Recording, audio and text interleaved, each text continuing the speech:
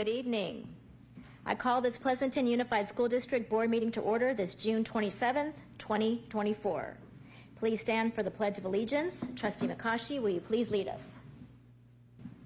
I pledge allegiance to the flag of the United States of America and to the republic for which it stands, one nation, under God, indivisible, with liberty and justice for all. Excellent. Welcome, everybody. As is our custom, we are going to start with our introductions. We're going to start with Ms. Graywall. Good evening. Namarta Graywall, Assistant Superintendent of Human Resources. Ahmad Shigol Slami, Assistant Superintendent of Business Services. Good evening. Ed Dialazzo, Deputy Superintendent. Kella Mikashi, Trustee. Good evening. Steve Maher, Trustee. Serving as Board President, Mary Jo Carrion, and Trustee Brown, are you online? I am. So this is Justin Brown, Trustee, and joining by Zoom. Unfortunately, my wife had surgery yesterday, so I'm joining you virtually, but fully participating. Thank you. Dave Haglund, Superintendent. Lanita V, Senior Executive Assistant to Dr. Haglund. And Patrick is Patrick? Director of Communications. Okay, the next item is report out on closed session, and we have 6 things to report. First, on closed session, item A, the board voted 4-0 with Trustee Walker absent. The motion made by McCaughey and seconded by Trustee Maher to approve a compromise and release agreement for internal case number SED 133-23-24 for the amount not to exceed $10,000. On closed session item 2A2, the board voted 4-0 with Trustee Walker absent. The motion made by Trustee McCaughey and seconded by Trustee Maher to approve a compromise and release agreement for internal case number SED 135-2324 for the amount not to exceed $5,160. Okay, so now in closed session, the board voted unanimously to approve the appointment of Aaron Kale, Executive Director, Facilities and Construction. Is Aaron here? I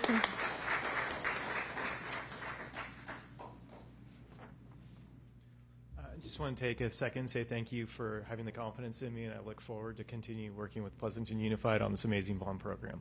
Great. Well, welcome. Thank you.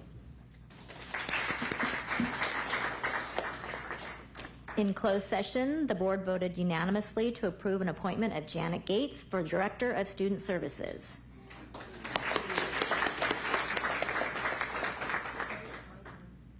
Janet, are you online? I am online. I'm not able to turn on my video. It says the host has stopped it. But I'll go ahead. Should I go ahead and speak? Yes, please. Yes. Okay. Well, I just wanted to thank you, esteemed board and cabinet members. I'm so honored to be approved as the Director of Student Services for our district. I'm looking forward to putting my experiences as a parent, teacher, and administrator to good use and serving a larger part of the Pleasanton Unified community. I do want to take this opportunity to express my gratitude to the Donlan School community, the dedicated staff, the loving families, and of course the bright and energetic students. I have been blessed to serve as your principal for the past 7 years, and I will miss working directly with you all. Again, though, I'm grateful to be of service to our whole district in this new role, and I thank you for your confidence in me. Thank you, Janet. We'll miss you at Donlan, but you're going to be a great asset to our team here. Thank you. Thank you. Okay, in closed session, the board voted unanimously to approve an appointment of Amy Fry, Vice Principal at Hurst and Moore. Amy, would you like to come say a word? I also would like to thank the board and district management team for this opportunity. I'm looking forward to starting this next phase of my career as an educator in Pleasanton Unified, and I look very much forward to serving the communities of both Hurst and Moore elementary schools. Thank you. Thank you. Welcome. And in closed session, the board voted unanimously to approve an appointment of Amy Wallace for Coordinator and Student Services. Amy Wallace, are you here? Hello, I just want to thank the board and the admin cabinet. I come to you just very thankful for this opportunity. I have TK through 12th grade administrative experience, and I look forward to utilizing my experiences as well as my skills to provide support to this Pleasanton Unified School District as well as the community of Pleasanton. So thank you so much for this opportunity. Welcome. Okay, we now move on to agenda and board. Approval of the agenda. Do we have a motion for approval of the agenda? I'll make a motion to approve the agenda. Just a second. Since I'm actually participating, albeit by Zoom, should we amend the agenda to remove my absence? Yes, we're not there yet. Oh, sorry. Okay, do we have a second? Second. Okay, all those in favor? Aye. Aye. Aye. Motion passes. Okay, question and answer. The board has a chance to read through the board packet and ask questions ahead of time. This is to try to speed up the process. You will find the staff questions and answers on the district website. Okay, now we move on to recognitions. We have one very important special recognition today. We will be recognizing Superintendent Haglund. So I'm going to say a few words, and then we have another few people who will say a few words. So David has all the qualities of an outstanding leader. He has someone who has integrity, he has empathy, he has great communication skills, he's an active listener, he has a growth mindset, and the ability to hire great people, efficient delegation, and an ability to inspire employees and lead compassionately. We have been blessed to have him serve us for 7 years.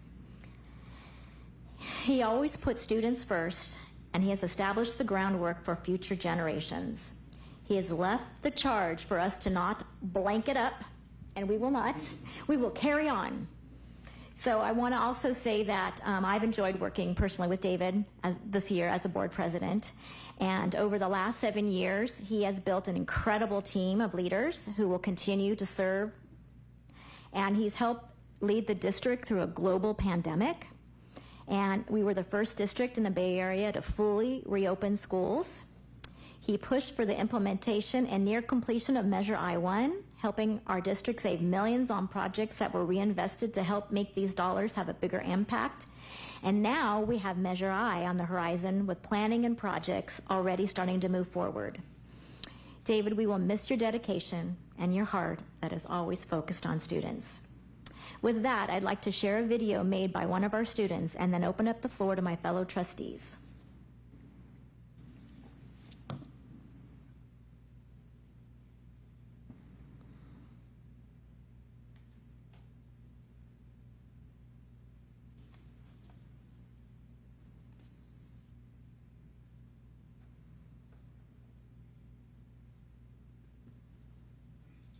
Hi, Dr. Haglund.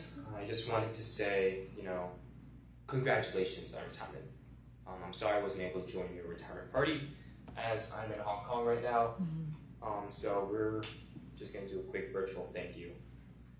So yes, thank you for everything. Thank you for making me the person I am today. I know I talked about this in the letter a little bit, how I grew from middle schooler to some junior that has more, idea about who I am as a person. So I really appreciate your guidance and nurturing that seed, making sure I grew up the right way and being able to find my identity as, a student representative, a student leader. More importantly, just thank you from every single one of the students at the Pleasanton Unified School District. I think people are beginning to see that for so long, Pleasanton has been stable and, of course, unified. And it's just amazing to see that you've left Pleasanton 10 times better than you found it. And that's my definition of greatness. Are you able to leave something better than you found it? Are you able to move something forward? And I think you moved Pleasanton Unified School District, the community, forward. Thank you for everything. And of course, enjoy your retirement. Stay in touch. You have my email and phone number. I'll keep on giving you updates about what's going on in Pleasanton, as long as you keep giving me updates of what's going on in your life. All right? Bye. That was great. Any trustees would like to share? David's commitment to serving the students is second to none. He is our second longest serving superintendent. 7 years is our second longest. Our longest superintendent was Dr. Bill James. and I put Dave in the same category as Bill. Outstanding. He came to us when a time when the district was very unstable and in fact was a mess. And we looked for someone that would pull us together, someone that would hire the correct people, and he did just that. If you look at our fellow cabinet members to my right, your left, all of them are just excellent, and David hired all of them, and we're in a better position because of that. Dave was able to provide stability and had the vision to move us forward. Due to his leadership and his hiring of these administrators, we now have a district that is easily one of the top districts. In fact, we're the top district in the county. His accomplishments, 2 bonds that were already mentioned, outstanding new district office that now our people have a right to work in a building that is nice, clean, not all jumbled together. In fact, they have offices. Secondly, he's moving forward with a new school for Village High School. For so long, our students had to live in the oldest building in town. Now they'll have a new building. This was because of David. The virtual academy. And then probably lastly, he pushed us from the beginning to get benefits for our teachers. And we're not there yet, but we're farther along than we've ever been. So David, I want to thank you for all that you've done. I know the community thanks you, and we'll miss you. Hey, Trustee McCoskey. So I didn't prepare anything officially, but for those who don't know, I had the opportunity to meet with Dr. Haglund initially when I was campaigning. And one of the things that I was really impressed with was accessibility. One of the first things he advised me as a candidate was to talk to every single school board member, which I think was amazing advice, and I really appreciated his guidance as I was navigating my way through COVID and as a candidate. And I would also say that the opportunity for the mentoring as a new trustee when I was elected, guidance, direction, advice, how to avoid, violating the Brown Act, things like that. There's some things that I have fond memories of course, going to CSBA and celebrating the times of commiserating together collectively as a group where we have that safe space without, I said the one time that we can meet together as a board and with executive cabinet and staff who attend to really just get to know everyone. And one of the most enjoyable events there were these dinners where he would invite graduates of students to come, and they would highlight what they learned from Pleasanton and their newly enriched experiences paving the way as young adults into their university life or young adults. Really cherish that. One of the things I already mentioned, like Trustee Maher stated, was the one of the opportunities for me to see the growth of the virtual academy. I really applaud the development and the vision and recent accreditation and the direction that that's going. Very special for me. I have a child that might benefit from that. My daughter has firsthand friends who've attended that virtual academy and have benefited from it. And so it's nice to see the vision that Dr. Haglund, you've had to give direction, and that's just one example. Lastly, I was not able to attend the retirement party, but just to share, there was a card that I fell in love with to give to you, and that was reminiscent of a cherry blossom design from China and your passion for travel. And I know it wasn't when I was on the board, but his partnership in the traveling partnerships with schools abroad, just another example. And I did say a little note to him that I don't expect that he's done yet. He's just chapters, just flipping to something else. I don't believe that you're going to be just quitting for retirement. I think you're going to dig into some other things in addition to spending time with your family, and I hope the next chapter will continue to your dream of pushing forward and your lifelong learning and passion and sharing that with others. And so I wish you the best of luck and really appreciate what you've done here with Pleasanton. So thank you. Trustee Brown? Yes. So first of all, David, I apologize for not being there in person, but did get a chance to wish you well earlier today. David, as I mentioned at the retirement party, David's always been very kind with his advice. He's been very candid, even if we've disagreed on something. And I super duper appreciate that candor, because as a newer board member, that's how you learn, right? And so David has always had an open door for me and my learning path, and I hope that he'll continue to take my calls and texts, and I will definitely be seeking his ongoing advice moving forward, because at the core of David, and I say this after 2 years of observation, David, he has a sparkle in his eye when you start, when a student comes up to the dais and starts talking.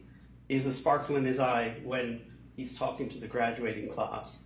I know at his core, everything he does is intended to give students the best possible classroom and outside of classroom experience possible that the public school education process provides. And he's been a fierce advocate for making sure that all students are represented. Those that are following a staunch academic path, and those that are embracing some of the diverse education programs that we have. Every student's educational journey is different. David understands that. He not only understands that, but all of the work that he does is centered around making sure that he's fulfilling his commitment to the students and to the state of California, in fact, as a superintendent, to make sure that every student is getting the best possible education that they can within Pleasanton. As he pointed out earlier at his retirement party, the other large part of what he's done is bring in some great leaders, right? Like our Namarta Graywall as our assistant superintendent of HR, Ahmad Sekulis.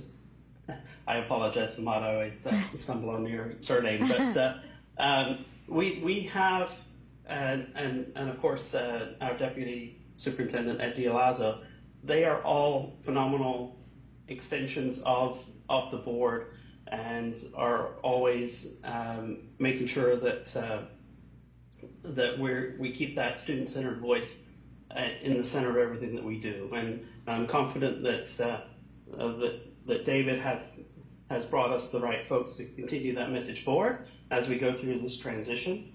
So obviously we've got an interim superintendent that's starting, but it's important that the work that David has set up is repeatable, it can be extended, and all the work that he's done with the bonds and everything else that Trustee Maher laid out far better than I ever could, are accomplishments that he should be proud of, and he leaves behind a legacy of a very strong management team that I expect will continue his passion and his leadership moving forward as well. So thank you, David, for your time serving our students.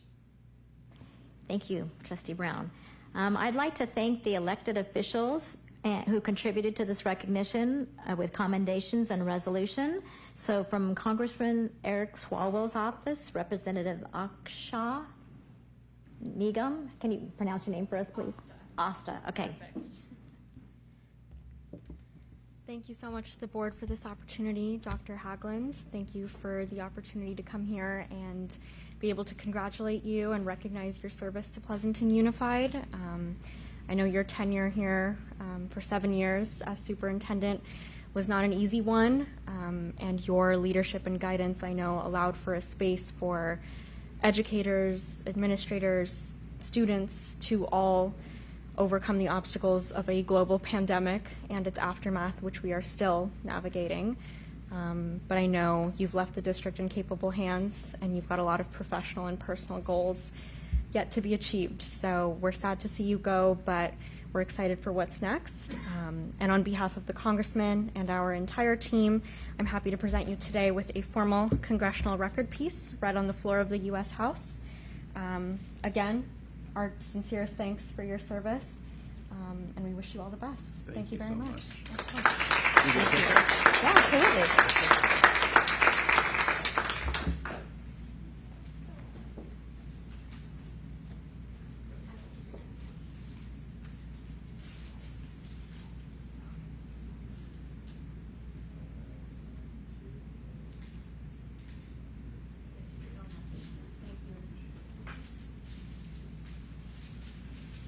Okay, we have a representative from Senator Steve Glacier's office, Matthew Bohr.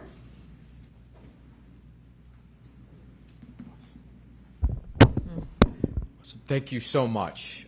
First of all, thank you again for allowing me the opportunity to celebrate with you all and recognize one of Pleasanton Unified's most staunch advocates for our students, faculty, staff, and schools, and Dr. David Haglund. David, from coming on in 2017 to navigating the district through a historic pandemic and shifting how our educators teach and students learn, and your decades of service to our schools in California, I think only exemplifies your commitment to our students, their success, their overall well-being, and their access to quality education. And although I bet this goodbye is bittersweet, I'm sure that your contributions to this district will be felt for years to come, be deeply remembered. I'm sure you have a lot of things to catch up on in your retirement. You're looking forward to that. I can tell with that smile. But on behalf of State Senator Steve Glazer and also tonight Assembly Member Rebecca Bauer-Cahan, I would like to say thank you so much for your dedication to our community and offer best wishes in your next chapter. Thank you so much. Thank you.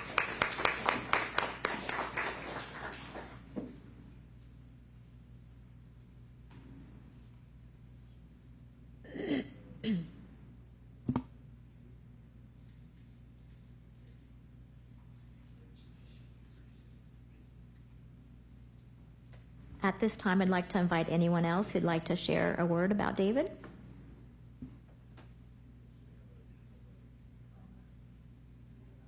We have a public comment on this item. Okay. Do they want video? Do you want video? I don't think so. Okay.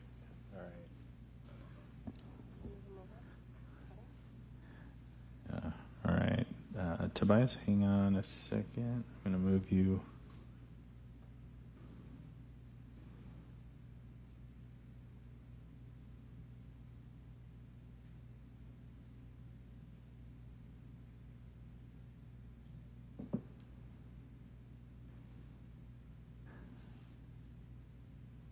All right, just unmute and go for it.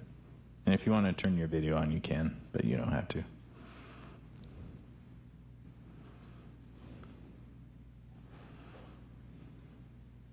Okay. Did I figure it out? Yep, there you are. Nailed it.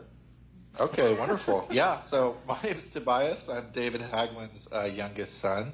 I just want to call in. Wasn't able to make it up for the retirement party because of a surgery that I had doing. Plus, I have two tiny little kids that keep me down in Southern California. But just wanted to jump on and say happy retirement, Dad. It's so great to hear about the impact that you're having in your community and hearing all the people that have been so blessed by you and the work that you do, just like we are, and the work that you do as a grandpa. So sorry, everybody. I know that he's been really impactful, but my wife and I haven't had a date night in a year, so we're really excited for him to come on down and watch the kids for a bit. But just wanted to call in and say happy retirement. Really proud of you. Thank you, everybody, for investing in him as much as he has invested in you. And let's see it. Micah, you want to say happy retirement, Papa? Okay, say happy retirement, Papa. Papa. Good job, baby. All right, we love you, Dad. Love you too.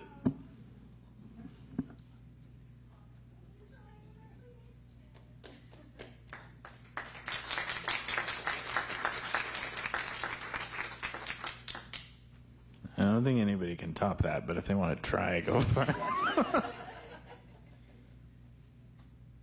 Well, we have 2 gifts here for you. The first one is from the board, and we did not want you to leave without having a piece of Pleasanton. This is a piece of Pleasanton. And then one more, yeah. Who's staff? From over there?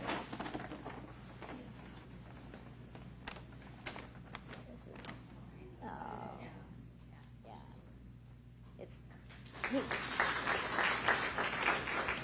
We would always go underneath the sign to take pictures, so you can remember us then. And we have one more gift. Yeah, he's right. And then we're going to take a picture.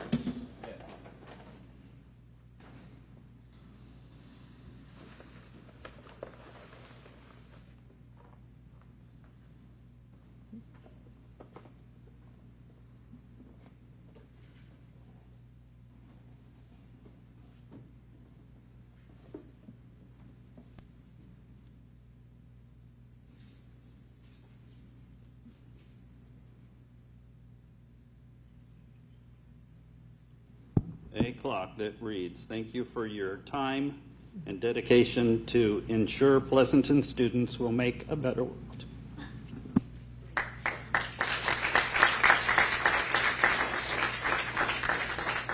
Okay, we are going to take a picture now, and then after that, we're going to take a 10-minute break to have cake.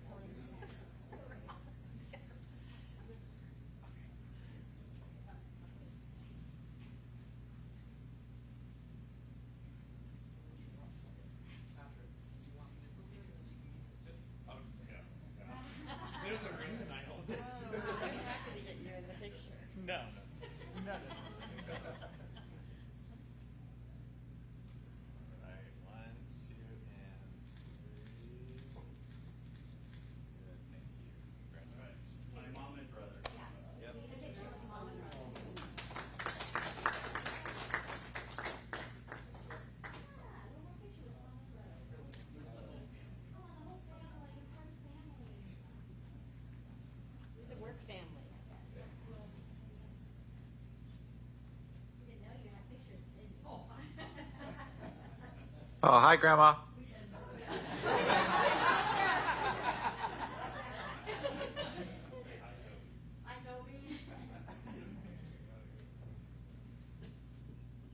You look great.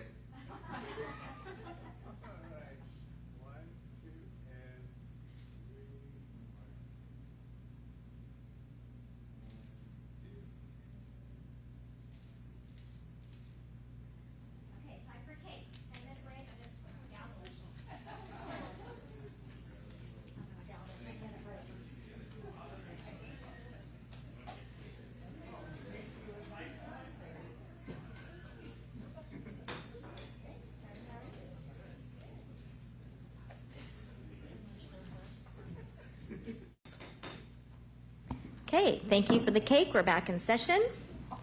Okay, we are moving on to associations. Do we have Association of Pleasanton Teachers? Cheryl Atkins, is she back in yet? Yes, there she is. You guys didn't think you were going to see me again. Or I didn't think I was going to see you again. How's that? So,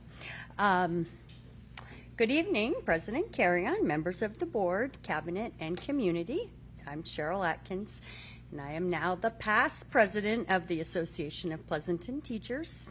And I'm speaking here this evening representing all of our members that are off enjoying their much needed and appreciated time off between school years. And I came tonight specifically because there were 2 people this evening that APT wanted to say goodbye to. So I'm going to start, I hope she's listening, but Shay Galletti was my former principal at Fairlands. And as the APT rep for Fairlands, there were many times I had to go to Shay to represent members on staff. She always listened. She was respectful and thoughtful. She didn't always give in, so she was strong in her beliefs and didn't waver if she believed a decision was made in the best interest of students and staff. But she also was willing to reflect and change a decision if a new perspective was provided that she hadn't thought of, and if that was in the best interest of staff and students. Once she moved on to the district office, I know she had a couple of jobs. She worked in curriculum and supporting elementary teachers at all the sites. And once again, our teachers across the district felt heard and listened to. She brought the letters training to our district, which many primary teachers have said it's the best training that's made the most positive impact on their students since their time in education. Teachers were honored and paid for their time to do the training. They were offered different pathways to complete the training. And this was a new thinking that had not been done here in PUSD before. It allowed teachers to choose what worked best for them. And once again, it gave teachers that feeling of being honored as professionals. So Shay told our Fairlands staff once she likes to get things done and not waste people's time. She ran her meetings that way. They were efficient, they were quick, she was well prepared. And last year she invited me to, she was part of the phonics pilot program, and she invited me to attend some of those meetings. And she held those meetings just like that. They were, it was like an hour, we're going to get this done. And in the end, they chose a program. Not every teacher got what they wanted, but as union president, I didn't hear any complaints from anyone. And I know that that was because they went through a process that they felt that they were heard, and even if that all the teachers' voices were in and heard. And so even if it wasn't the program that they wanted, they could live with that, knowing that they went through a process that felt right. So just want to say tonight to thank you to Shay for all you have done to PUSD, for PUSD, and that you will be missed. APT wishes you the best for your new position in your new district. And even though I said my goodbye to Dr. Haglund at the May board meeting, which was supposed to be my last meeting, I also wanted to come tonight and recognize your final board meeting as PUSD superintendent. This is a time for reflection and gratitude and anticipations of new beginnings for all. And as you move on to your new endeavors, APT wishes you well. We hope that the lessons here learned and experiences gained will serve as a solid foundation for the future.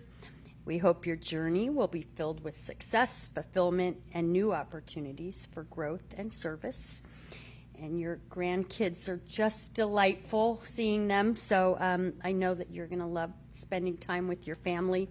In closing, Dr. Haglund, thank you for your time with us, your efforts, and your contributions that you have made to our district, and we extend our best wishes to you and all your future endeavors. Thank you. Thank you. Laura Martinez.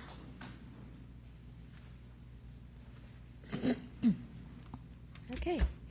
So, good evening, Superintendent Haglund, President Carrion, members of the Board of Trustees, Cabinet, valued members, valued colleagues, and community members. As the president of Classified Union, I represent the dedicated staff who support our schools in numerous essential roles. It is my responsibility to advocate for their interests, work collaboratively, and build relationships with leadership to ensure the district runs smoothly for our students, staff, and the community. However, my focus will be on acknowledging the contributions of our outgoing superintendent, Dr. Haglund, who is retiring after 7 years of service to our district. Throughout his tenure, Dr. Haglund has consistently treated everyone with consideration and has always been approachable. And I have valued the opportunity to seek advice and insight from Dr. Haglund, whether facing a challenging issue or seeking to improve my effectiveness in my role Dr. Haglund consistently offered a willing ear and thoughtful input.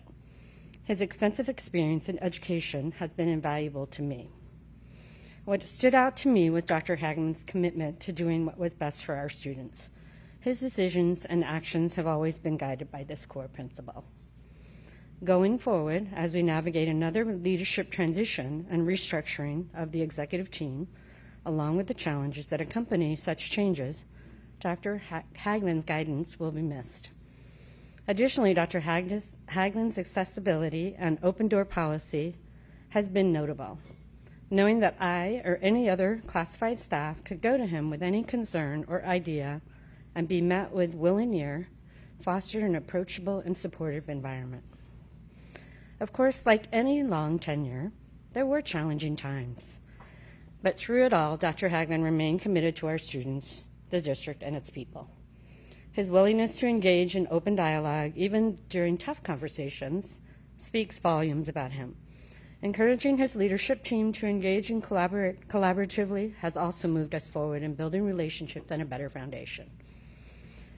As Dr. Haglund transitions to a new and exciting chapter, becoming a full-time grandpa to his beloved grandchildren, we know he will embrace this most important role with the same dedication and love he has shown to PUSD. Devoting time to creating lasting memories with his family is truly commendable reason to retire. And I wish him all the joy in this new phase of your life. And as we welcome Interim Superintendent Maurice Gazelle, CSEA is hopeful that the strong foundation Dr. Haglund has established will continue to support us. CSEA looks forward to working together to navigate the changes and continue striving for excellence in our district and for the best outcomes for students. With the summer break upon us, I encourage everyone to take this time to be present with your families and your loved ones, reflect on the past year, and find respite in the company of family and friends. Dr. Haglund, we wish you the best in your retirement. Thank you for your service and leadership over the last 7 years. I'm going to come shake your hand.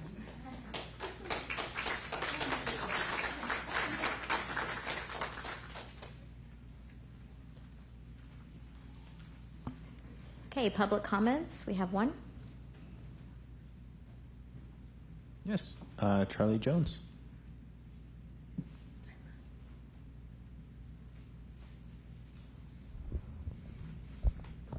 Hello.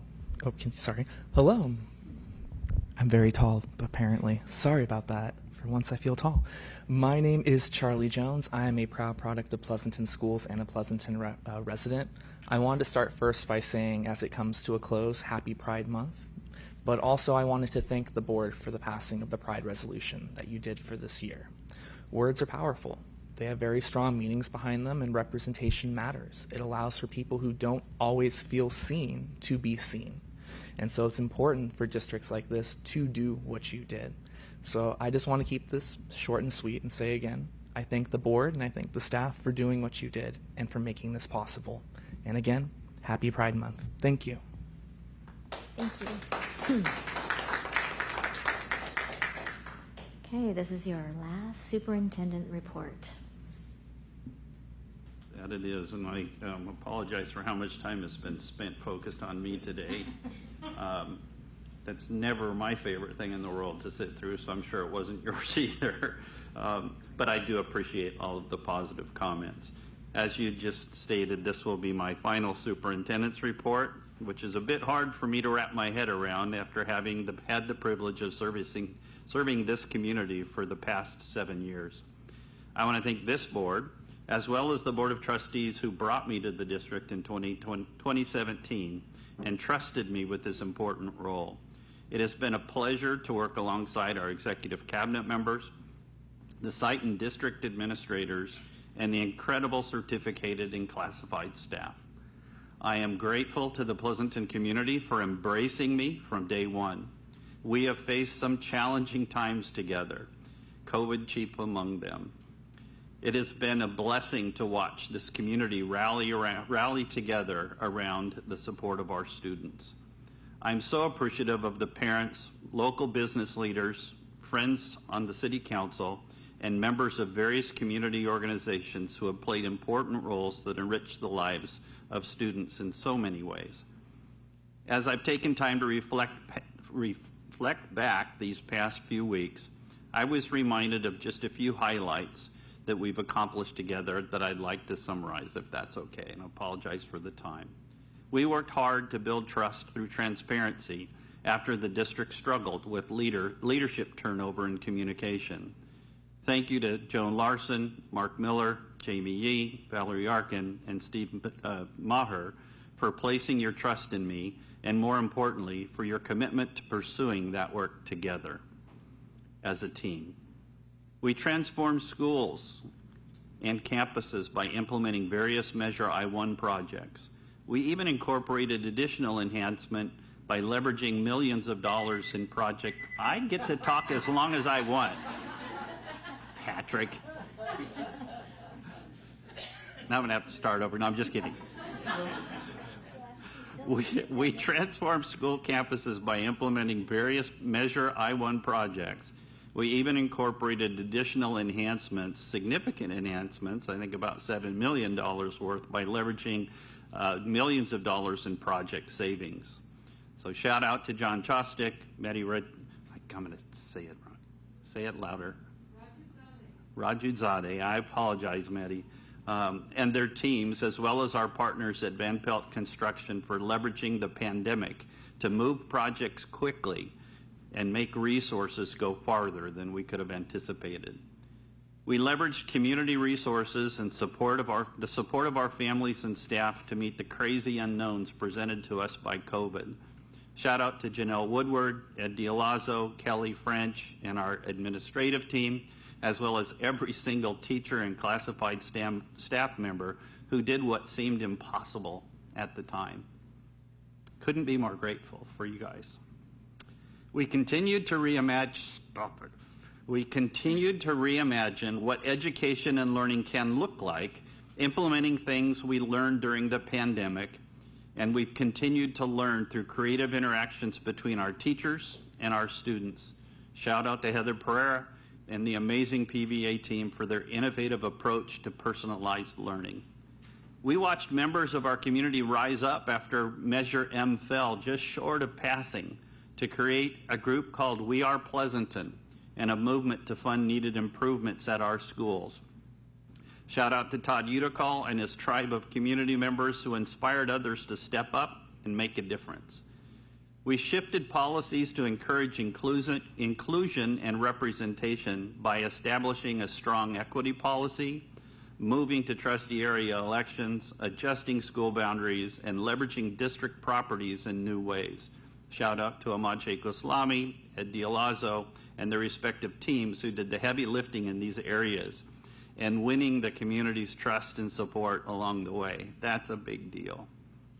Working alongside a team of community leaders, including most of those sitting here on the dais tonight, we championed the passage of Measure I to continue investing in vital school improvements, which will build new facilities like high school, performing arts centers, modern athletic complexes, and my personal favorite project, the construction of an educational options center to better serve our non-traditional learners.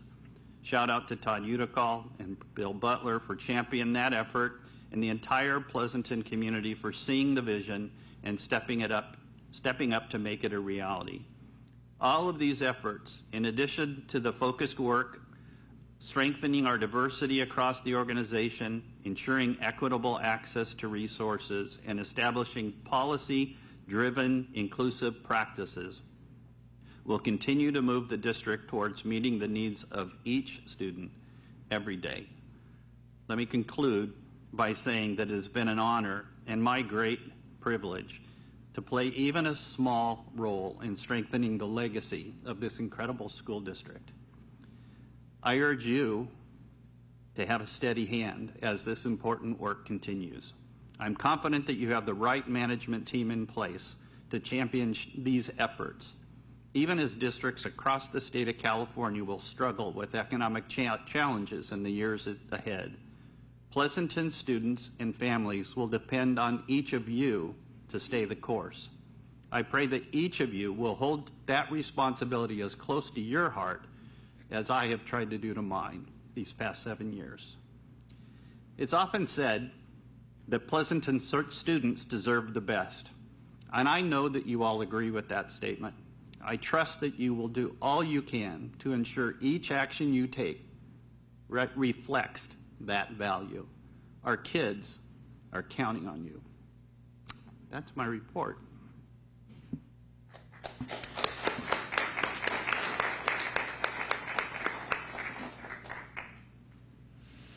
Thank you, Dr. Haglund. You guys can go now. Say bye, Mom and brother. Drive safe. Drive safely and let us know when you get home. Wait, Cheryl gets to leave too? Can I go? No, I'm just kidding. No. Okay, we're moving on to consent items. In the consent agenda are usually routine in nature and can be grouped together and approved in one action. Items can be pulled by a trustee for clarification or discussion prior to the vote. I'm going to be pulling item E because Justin is online. We no longer need that. And Trustee McCaughey, what would you like to pull? J and T. J and which? T. Okay, do I have a motion for the other ones? I will make a motion to approve the consent agenda except for E, J, and T. Second. Justin, are you online? I am. Aye. Okay. Okay, the motion passes 4-0. Okay, J. Okay, so for the technology job descriptions, in the narrative it says that there was a consolidation of a position with estimated savings that was clarified in the Q&A for $250K. My question, I'd like to expand because in the description it says that the financial difference will be $10K. So I'm just wanting to confirm that that is the change from Coordinator 2 to Coordinator 3 position. So can you explain the $240K was that previous position that was a reduction in force that was completely removed? Correct. That's okay, correct. So then my question is there an intent to, is the Coordinator 2 position completely dissolved? Or will that position be filled at a later time? That's what I'm trying to get clarity on. The Coordinator 2 position is dissolved. It's replaced with a new job description that encompasses the work that's being done in that, and it's a Coordinator 3 position. Okay, so just to confirm that position, there's a Coordinator 3 position, the Coordinator 2 position will no longer exist, correct? Okay. Then my other question is, why was one of the positions, I believe it was switched from curriculum, teaching and learning, and switched to a different division? Can you clarify for the benefit of the public on why that was moved? The innovation and distance learning position is the one you're referencing, was in teaching and learning, and that position was created during the pandemic and specifically around distance learning. And there was a need on the technology side for an innovation, I forget what the new title is, but innovation and instructional technology to capture those needs. And so since the operations position in technology was collapsed, that position was a better fit, particularly with the implementation of the new SIS in the technology department. Okay, so then my last question is there already a staff member in place that will be taking this position? Yeah, yes. And what was their position before? So the innovation and was a distance learning that's a staff member that's already there, and the current staff member in technology coordinator was a 2, and that job description has been modified with the expanded responsibilities, and so there's person in there, so that is just being an updated job description and being going from a 2 to a 3. And then also, so their salary increase will be approximately 10K. That's what you're stating then, correct? Okay. And then for future reference, I did notice that in the future, if this position became vacant, then it could be classified or certificated, correct? That's correct. I think that's amazing. Just for the benefit of the public, one of the benefits of that is casting the net further so that potential candidates can apply for the job and provide additional opportunities. So I think that is brilliant. So thank you. So, all right, those are all my questions. Do we have a motion? Sure. I'll make a motion to approve, Jay. Second.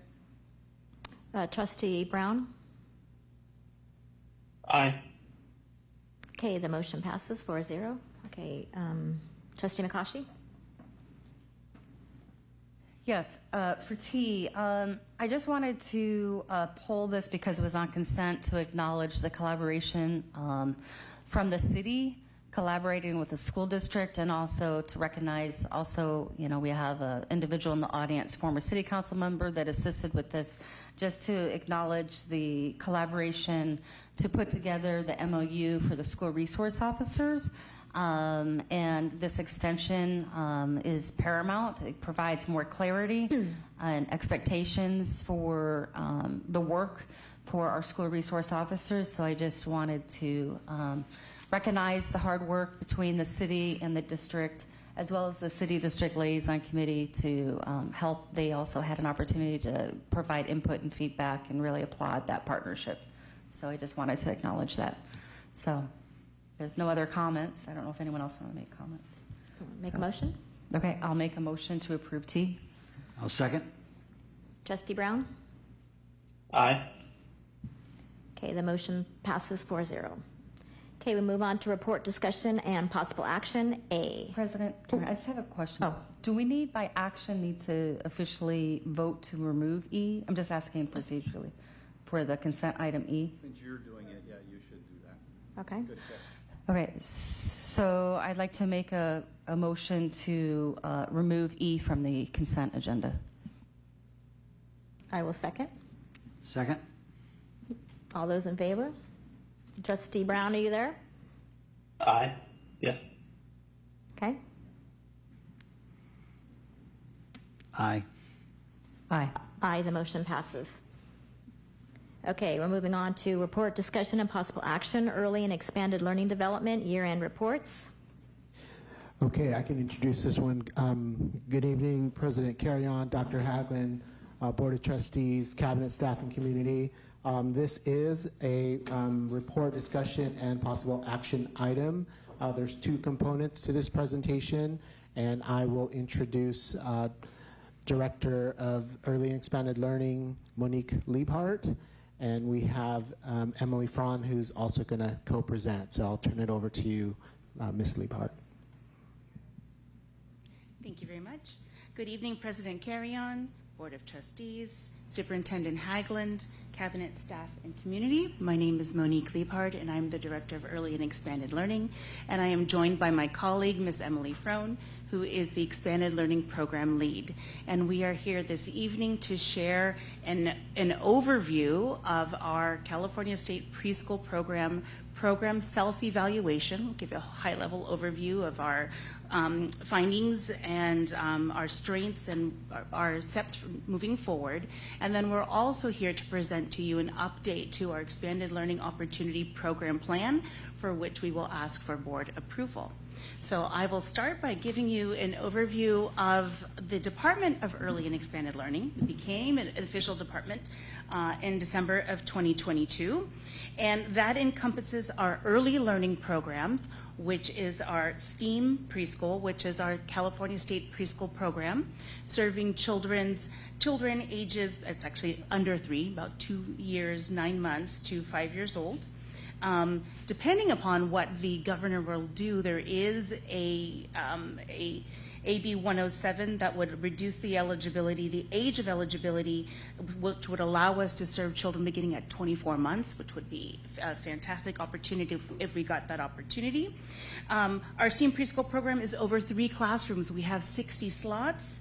One of the things to note moving forward is that this program has been under hold harmless, which means that we earn our full contract, which is that $1.4 million, which supports the program, just on our expenditures and operating the program in compliance. When hold harmless sunsets and June 30th of 2025, what that will mean is that it is a formula of attendance, enrollment, and expenditure. So it gets a little bit more complicated, and so we're already preparing for that and working closely with the fiscal team to ensure that we continue to earn our full contract.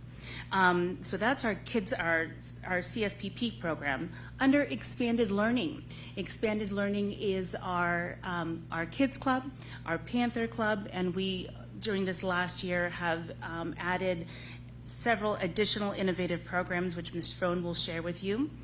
Our Kids Club program is our TK through 5th graders that are being served at, starting in August, all 9 elementary schools. We've made so much progress and steps forward during this last year. We've rolled out, our team has been training on a new curriculum that will be implemented called Leader in Me. It'll be implemented in the classrooms beginning in the fall. They've continued with the social emotional learning curriculum, Second Step, and it's a specifically developed Second Step curriculum for out-of-school time programs. We have stepped up our security in partnership with the facilities team, ensuring that every Kids Club location has a camera system, a secure, locked environment. So there's been fantastic steps forward in the quality of our program, and I'll talk about expansion in a moment. One thing I want to bring your attention to is our total number of students served over this last year is 962 children. That is the size of 2 of our smaller elementary schools put together. That is a tremendous amount of work. That work would not, now I'm going to cry, would not be possible without the 54 classified staff. I'm a very proud and manager of my classified staff, and that work happens because of them. They are on the front lines, ensuring that our kids are nurtured and taken care of, and in our world, it's not just about the children, it's the children in the context of their family, and they develop these close relationships with their families.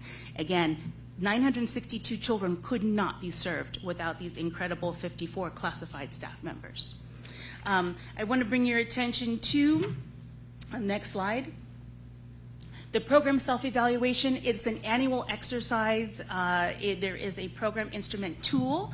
Part of the self-evaluation is presenting the findings, reviewing the findings with the board. The program instrument tool is based, there's 20 items that review how families are eligible, how they're selected, how they're certified. It is a review of our recording of reporting and attendance policies, family engagement, staffing, classroom environment, nutrition, and a fiscal component. There's several strengths. We provide incredible resources and support under the health and social services domain. This has been made possible with the addition of the family services specialist positions. We have 2, call them FSSs for short. One FSS is a bilingual English-Spanish, another FSS is bilingual English-Vietnamese, and our family services specialists provide that close connection, supporting our children and families. They also host the parent education program. They offer family workshops. They do an incredible amount of work and connect. They are a liaison with our social workers. We support our families as they're enrolling into the district. If a family has been identified that they perhaps are homeless, immediately they get plugged into services. So that was a clear strength of ours. Another strength is our staff professional development program. We have a comprehensive professional development program Throughout the school year, the staff have trainings. We've had outside trainers provide training on creative curriculum, the parent education platform that we implement, and a special focus on language and literacy. Another one of our strengths is on our fiscal reporting that is done monthly to the state, as well as our annual audit process. We do have some areas for growth. Areas of growth that were identified was ensuring that our classroom environments are enriched and supporting the educational goals of all of our preschool children. Most of our preschool children that we have are age 3, but we do have children who are 4-year-old stay with us instead of TK, and we need to make sure that children who are 4 and even 5 have enriched materials that support their learning goals so that they're prepared for going to kindergarten. So we identify that as a need and have secured the additional materials and training and are implementing those changes. Another one of our areas of growth is on our assessment process. This is a state-required assessment tool, the Desired Results Developmental Profile. There's a specific timeline, 2 assessment periods per year. That assessment tool not just assesses the individual child, but you look at children as a classroom group. And as a group, you can see where there are strengths and areas that we should focus on, whether that is their English language development, or whether that is mathematical concepts such as sorting and all of these different things, so we can get this classroom profile and use that to customize our curriculum. So there's areas of growth here, and for each of these areas of growth, an improvement plan with steps has been outlined and has been shared and co-developed with the teaching teams. The next thing that I want to share with you is our program plan update. This is our Expanded Learning Opportunities Program, ELOP. Our plan was initially created in 2022. It has to be board approved. So we approved it back in June of 2022. When there are significant changes, that plan must be recrafted and then presented again for approval. We have had significant changes in our expanded learning program, including new job descriptions, new job titles, new positions, new roles, new sites, and new programs. So with that exhaustive change, an update to our program plan was necessary, which we have done, and we will be asking for your approval.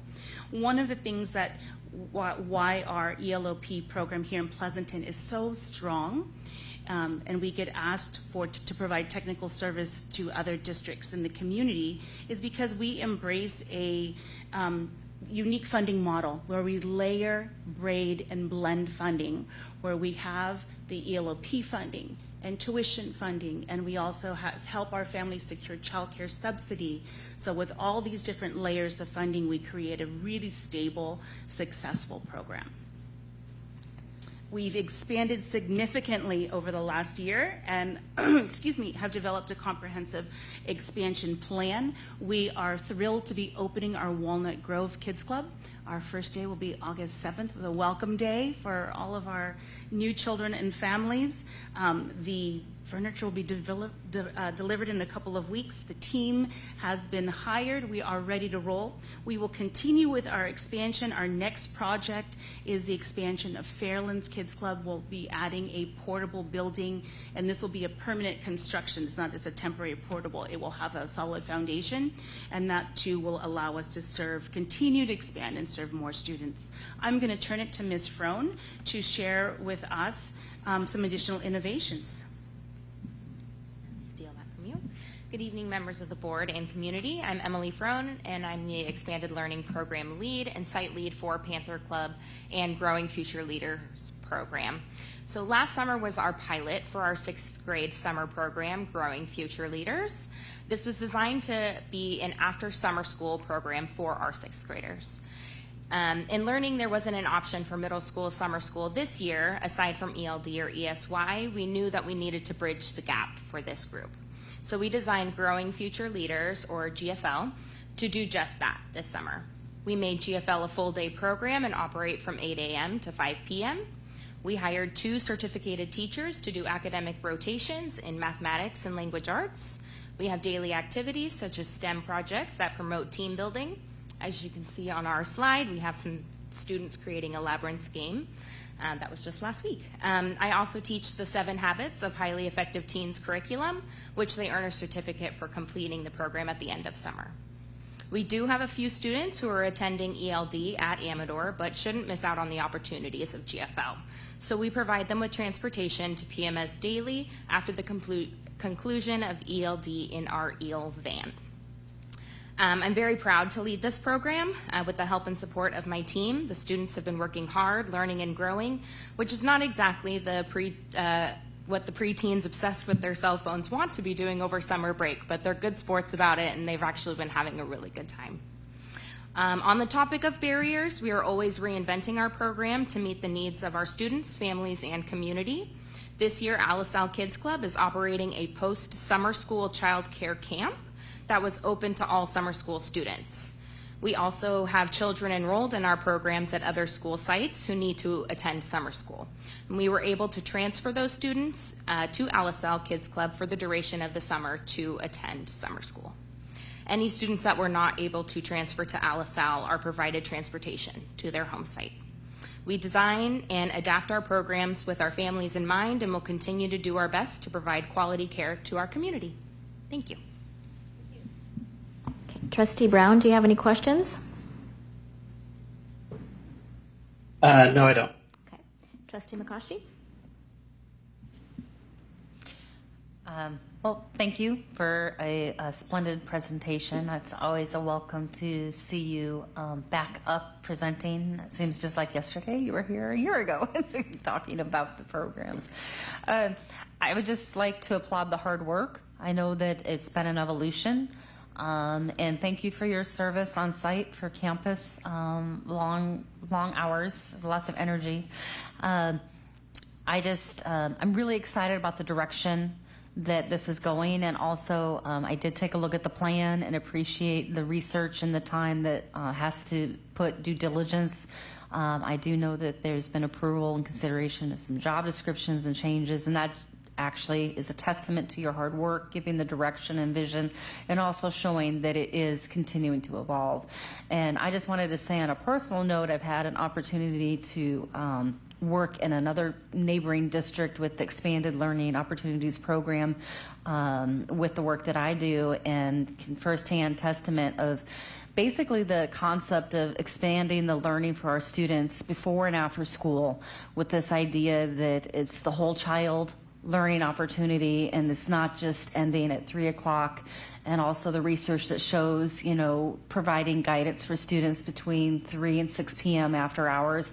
Obviously, that was inspiration for the Panthers program, and celebratory because we don't hear as much concerns about what's happening about children walking past the Pleasanton library, and it's helping keeping our students focused. So I just wanted to applaud the hard work. Congratulations. And I think one question I would have would be funding. Looking down the road, are there considerations or concerns about if the funding should change, and how to support additional funding to keep these programs going should the funding change? Thank you, Trustee McCoshy. That's an excellent question. We're prepared we're anticipating the funding is going to change. We don't receive actually very much money from Expanded Learning Opportunities Program. It's about $1,800 per student per year. If that is the only source of funds that we were relying on, we could not operate this program.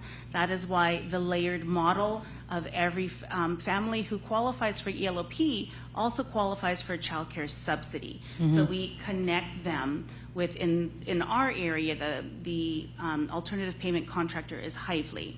So we connect them to Hively. We have relationships with their social workers. Our family service specialists work closely to help a family have both that child care subsidy within the ELO. As things change, which they will, the ELO funding will start to shrink. We are prepared as long as we have that child care subsidy. When the child care subsidy starts to drop, then what will happen possibly is it'll shift. We have a ratio of students who are funded just by ELO, students who are ELO and child care subsidy, and then our tuition pay. So it's a ratio of all these things that makes this blended funding model work. And if one pot shrinks, we change some things in the other option. So it gives us that option. Yeah, I think that's really important to re-clarify. I know you did state that, but giving context to it. The ELO funding, is that primarily based on unduplicated count? That is correct. Okay, which is low for the district. So that, I mean, it's not compared to some other districts, it's lower. So that layered funding source is paramount. So that gives some context. So applaud, because that funding will constantly be turning and churning. So you're going to have to continue to look into other funding supports because, you know, that support is amazing. So thank you. That's all my questions. Trustee Maher? Yes, I have a couple of questions. First of all, good report, certainly. You talked about the expansion. We're adding 2 classrooms next year and 1 the following year, 3 total, or am I right on that, or I could be wrong?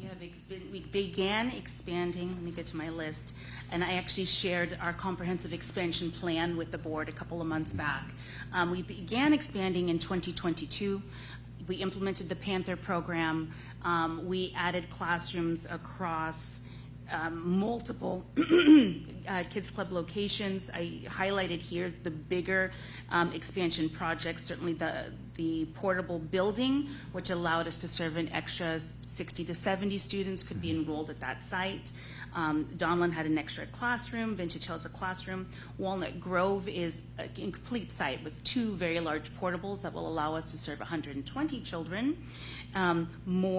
We're adding an additional classroom, and then the Fairlands will be a portable, which will allow a larger group of students. So the trick with expansion is it has to be thoughtful and intentional. You don't want to expand fast and then we risk the quality. I have to be able to recruit and retain the talented, warm staff that provide those services. So we want to be smart and expand in a way that's sustainable. Could you, what number do we have of students that need to get into Kids Club? Waiting list, I guess I would say. I can tell you, I was prepared. That was my question. I knew that. That was my question. You know, Trustee Maher, unfortunately that number never really drops. Even though we add more slots, that number really never really drops. It averages around 100, a wait list is around 100 at each site. You know, some sites is around 84, some 60, some are right at 100. Each site? Each site. Wow. The site that is the most impacted, that really needs expansion, is Alisal. And so I'm still trying to problem solve for that one. That is a site that needs an additional classroom. It needs a place where we can expand. That has our highest demand.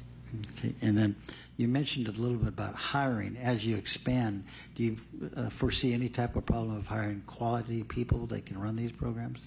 I will tell you, one of the things that made a huge difference was when we did the reorganization and created the Department of Early and Expanded Learning.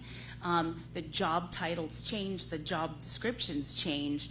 When you are recognizing somebody as an educator, as an expanded learning educator, all of a sudden the number of applications coming in dramatically increased. I have new hires that are coming from other districts and other expanded learning opportunities programs.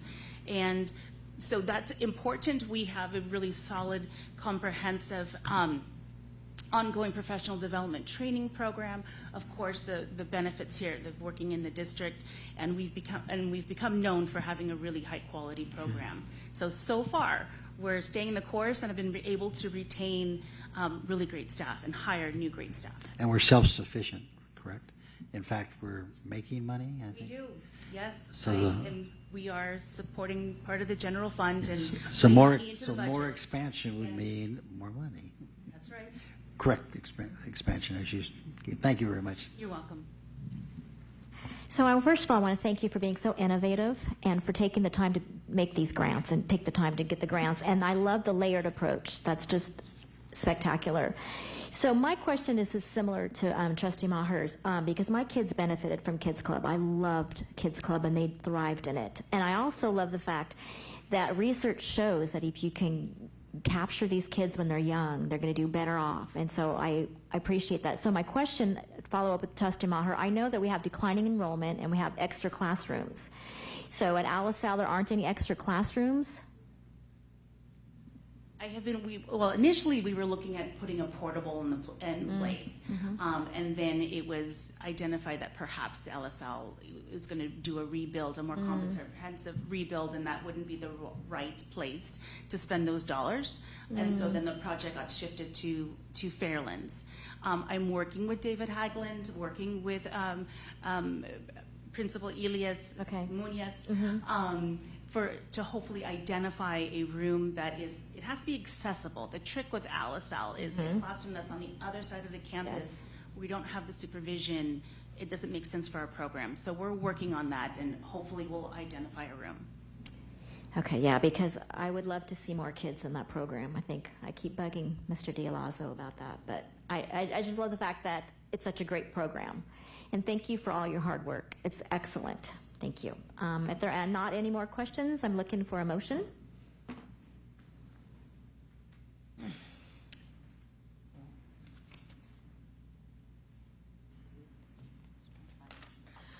I'll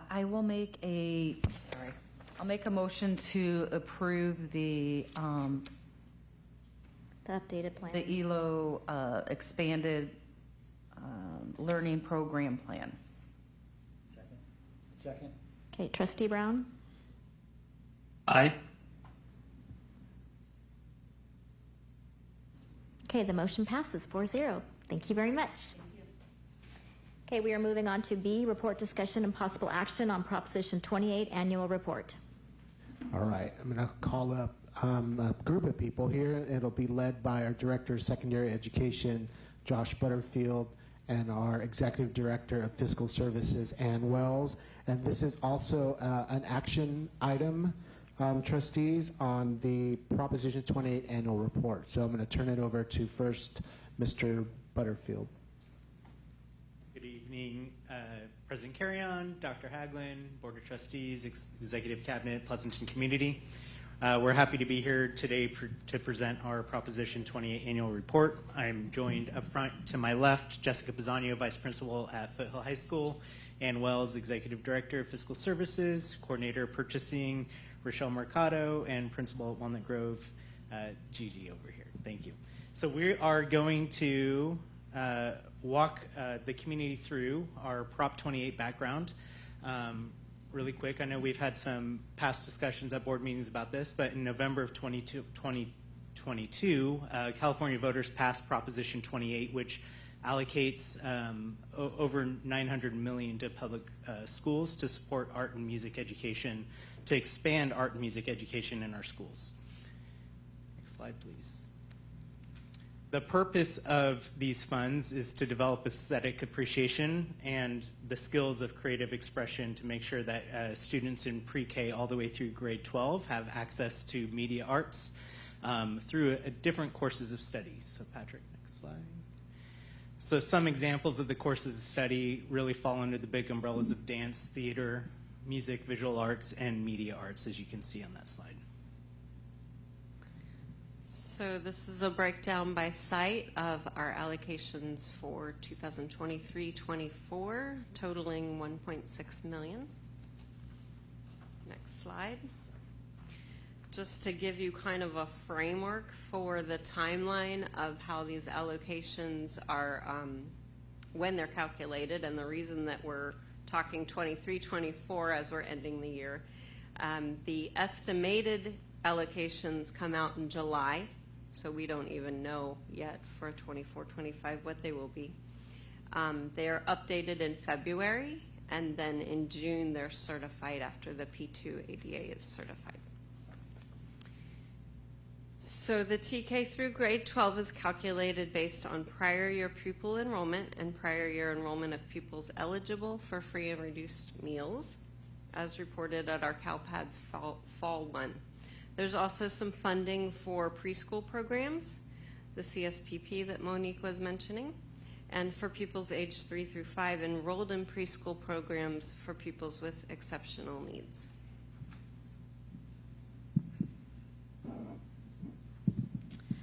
So who decides the use of the funds? The school site administrators decide what the use of these AMS funds will look like in partnership with their community, usually a team of teachers, families, and students. We've seen this at the school site council meetings. There are conditions that have to be met as part of the annual district-wide audit, and a school site expenditure plan has to be developed annually but does not have to be posted or board approved. Some of the restrictions with the funding is the 80-20 rule. So 80% of the funding has to be used on classified and certificated staff, and that 20% is for consumables, materials, supplies, or outside contracted services. Funds are meant to use to supplement, not supplant, current programs, and a district-wide annual report must be board approved, submitted to the CDE by July 1st, and posted on the district's website. In the next slide, you'll see how in 2023-24 we have used this as a year of planning on how to spend the 23-24 funding. And over the next 2 years, we'll be spending that 23-24 funding at the same time as receiving the next annual allocation, and updating, revising those site plans to make sure that we maximize our use of those funds, the AMS funds coming from the state. In the next two slides, you're going to see an overview of the different school plans, both elementary and secondary, and where the statuses are and what kind of priority areas our sites have identified and our community has identified for supporting students. We're going to take a quick zoom in on a couple school sites for you just to kind of talk through the process of what it looked like in specific schools in our community. So I want to start by handing off to Principal Cruz Silva over at Walnut Grove to talk a little bit about the elementary perspective of her plan development. We started planning in October and November when this was presented to us. So we met as site council and PTA, and through our community efforts and discussions that came out to look at visual arts, since that is a program that was mostly done by volunteers at that time at our site. And through all the planning, we're just hired our 0.6 teacher that's going to be able to offer TK to 5. That was a big part of our community discussion. Bi-monthly art lessons with a teacher. So that's going to be very exciting to have that happen. So we're very excited. Most of our funding will be going toward the salary, and we'll supplement through fundraising to get the supplies. We have some money for supplies, but the rest of it will be through the salary. And moving over to the secondary school site, you'll see an overview on this slide. I'm going to hand it off to Jessica Bizania, who's the vice principal at Foothill, who was really instrumental in developing and leading their plan development. Thank you. Good evening, everyone. So VAPA teachers began brainstorming ideas in department meetings in the fall, and then administration met with department members at several points in the spring, including during release time and department meetings. Our band boosters and school site council had opportunities for input, and Mr. Bull presented the planning document to the school site council on April 17th, where it was approved. The performance art group felt that our biggest areas of need were for instrumental coaching, an accompanist for choir, and a theater manager, since we're planning on building that new performing arts center. From Measure I funds, our hope is that a theater manager will give input on planning, construction, and other logistics, in addition to working directly with students to assist in coordinating and supporting their various performances. The visual arts group felt that our biggest area of need was more support for various subgroups such as special education students and English language learners. So the visual arts group came up with an idea for a co-taught model where we have 2 art teachers in the room to provide more individualized instruction and support for those students. This upcoming fall, we will begin with 1 co-taught Art 1 class and 1 co-taught Ceramics 1 class. In addition to staffing expenditures, funds are going to be used to replace outdated technology such as wireless microphones for drama and computers for video production, and funds will also be used to supplement additional classroom and teaching materials. Overall, we're excited to use our Prop 28 funds, and we will continue to monitor and revise our plan throughout the year with our VAPA department, FHS Student Advisory Committee, band boosters, and school site council.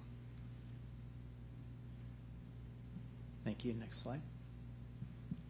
So this slide's titled Challenges, but there are actually kind of blessings that we have. We've had a long-standing history of really robust support of art programs and music programs within Pleasanton Unified. We do have gaps within that program of certain areas that maybe we don't serve as much. Dance might be an example of that. But because of the rules about not supplanting current funding, it makes it challenging for a district like us who've been very supportive of these types of programs over the past on being creative with leveraging these funds quickly. So a district that might not have robust music programs or art programs has an easier time of just creating programs that they don't offer, where we have to be a little bit more creative on how we're expanding that access and not just replacing or supplanting funds. Another challenge, as we look through our elementary, we have a supportive board and community where we have specialists like music specialists, science specialists, and PE specialists that already come into all of our elementary schools. And so making sure that we're balancing the instructional needs of our students with all those other programs is something that we have to find that sweet spot of making sure that we have our full instructional program and those minutes being served for our students. Next slide. Yep. One more challenge that I didn't mention on that last slide is that the guidance and audit guidance that has come our way has been kind of slow in coming out, and we've been learning about things really into the spring after initial plans were developed. We had to go back and revise them based on how auditing was going to be done of these funds.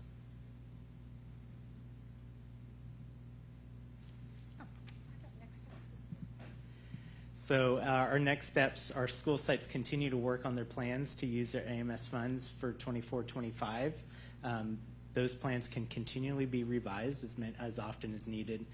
We have some new courses, one which was approved on the consent agenda to help leverage these funds, and some possibly some job descriptions if needed to work on getting the 80-20 staffing portion of these funds. And we'll monitor compliance requirements. We did also apply for a waiver for the 80-20 rule for our 23-24 funds to give us a little bit more freedom on how we can use those to maybe launch programs. So an example of that might be the mariachi class at Pleasanton Middle School. That costs money to buy equipment first before you can put staff in there. And so having that waiver will provide us a little bit more flexibility as a district to leverage those funds. Next slide. So at this time, the staff recommends that the board approve the 23-24 annual report for Prop 28 for the fiscal year. And we have just a list of our references, including the FAQ on the CDE website, along with other resources for Prop 28. Okay, Trustee Brown, do you have any questions? Yes, I have a lot. So, going to slide, let's see, slide 6. Slide 5. So, we're fortunate as a district to have $1.621 million in funding for Prop 28. What is the corresponding slide that shows me how much of that $1.62 million we have designated for the 23-24 year? Well, actual spending in 23-24, we have not spent any money. The attachment on the board item for the annual report shows 0 expenditures. The plans that are coming in, I think, vary in whether the sites have fully utilize their allocation in their plan to this point, or whether they're still in the process of filling that plan. And we do have 3 years to spend that money. I understand that, but if I have $80,000 in year 1, $80,000 in year 2, $80,000 in year 3, if I wait until year 2, and if I don't spend my year 1 money, I then have to spend $160,000 in year 2. So the problem of spending money becomes that much more difficult. And so I'm concerned that a lot of the plans are, well, first of all, the detailed plans are not publicly accessible from what I can tell. And secondly, some of the schools like Alisal, Donley, Valley View, Walnut Grove, their plans show that they're going to make full use of their Prop 28 funds. But schools like Hearst, Moore, it's more like 30%. So what I'm trying to understand is, of the 1.62 million that we're fortunate enough to get from the state as Prop 28 funds, how much of the 1.62 million do we have plans to utilize?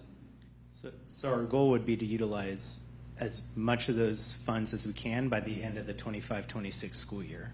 So our goal will be to spend and maximize those funds that we have coming in.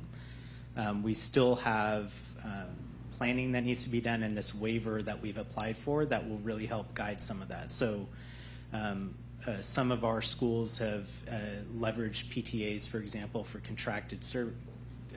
contracted art instruction to come into the school. And so depending on how the waiver goes for the 23-24, that could help schools spend more. As those, and that's a one-year waiver, so as those kind of services move to a certificated role or classified role, those expenses will go up pretty significantly. So for example, switching out a PTA donated art docent that comes in once a month, that might cost $10,000. As we move a position like that into a certificated role, that could, use a lot more of those funds to get started. So we anticipate as we move through this first year that those plans will get maxed out by the end of the 25-26 school year. Isn't this our second year though? This is year one. We're just concluding year one, which has been a year of planning that was outlined on slide 10 there. So it's been challenging to lay that out without clear guidance on that, and we want to be cautious, not to leave money on the table, but we also don't want to spend money incorrectly without the audit guidance that is just coming in late this spring. Because if we misspend it, we have to pay it back out of our general fund, and that's certainly not a position we want to be in. So we want to make sure that we're planning really carefully to make sure that we're leveraging those dollars appropriately, and that we're able to provide thoughtful plans and services to our students. President Karen, can I say one thing? Go ahead. So Trustee Brown, I just wanted to expand on what staff's stating. I've had the opportunity to work in the district that I work in to help roll out the Prop 28 at my school site that I work at in Fremont, and I just would like to attest to what's being stated, that the state has been very slow on the auditing and the financials of how to allocate the funding for that. I mean, keep in mind that 80% of the funding is for staff. The idea behind it is actually to encourage hiring, whether it be district staff into other roles and opportunities. And the point that I'm trying to make is that I can state firsthand that a lot of districts have been sluggish this first year because of the rollout of the timing. And so what Pleasanton's doing is not unusual. It's similar to the district that I'm working at. In Fremont, where I'm currently working, every single one of their schools did very minimal allocation of the spending this spring because of the kind of like trying to figure it out as they go, with the state kind of working backwards. So in other words, it was approved by the state, the money rolled out, and then they're coming back with new guidelines. So I just wanted to attest to what staff is saying, that it is the reality, and I am confident that it'll be well spent down the road. Okay, Trustee Brown, any more questions? Well, I just want to point out some of the inaccuracies. So as an example, Leidixon says that they're going to spend $37,000 on equipment, but in the roll-up they say they're spending 100% on staffing. So the detailed plans are inaccurate and incorrect. Okay, we can double check the formulas in their Excel document. What this report that needs to be sent out is the actuals of what we spent for the 23-24 spent money. But the school site plans are in constant revision. So even since this upload, there's still revisions going, and that will come, like, as the board approved a new class for Hart, they'll be able to revise their plans to leverage funds for that. So I appreciate that, and we can look at the formulas in that spreadsheet for that. Okay, anything else, Trustee Brown? I'll hold for now. Okay. Trustee McCaughey.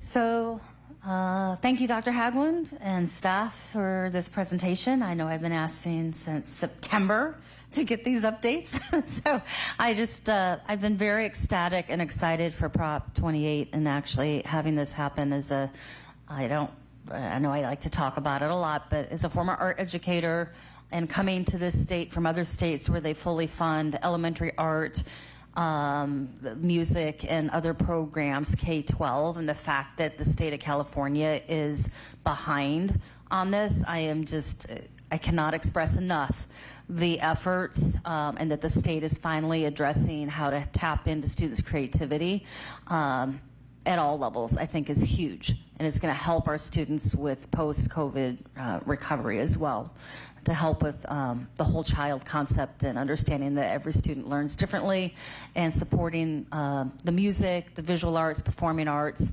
and everything else down that gamut is going to be huge. I just wanted to elaborate on something I was mentioning in the hallway with Gigi. I did look up, this was bothering me, so I want the district to look into it, but one of the frequently asked questions is can the arts and music schools funds be used for arts instruction outside of the regular school day or off campus, and it says yes.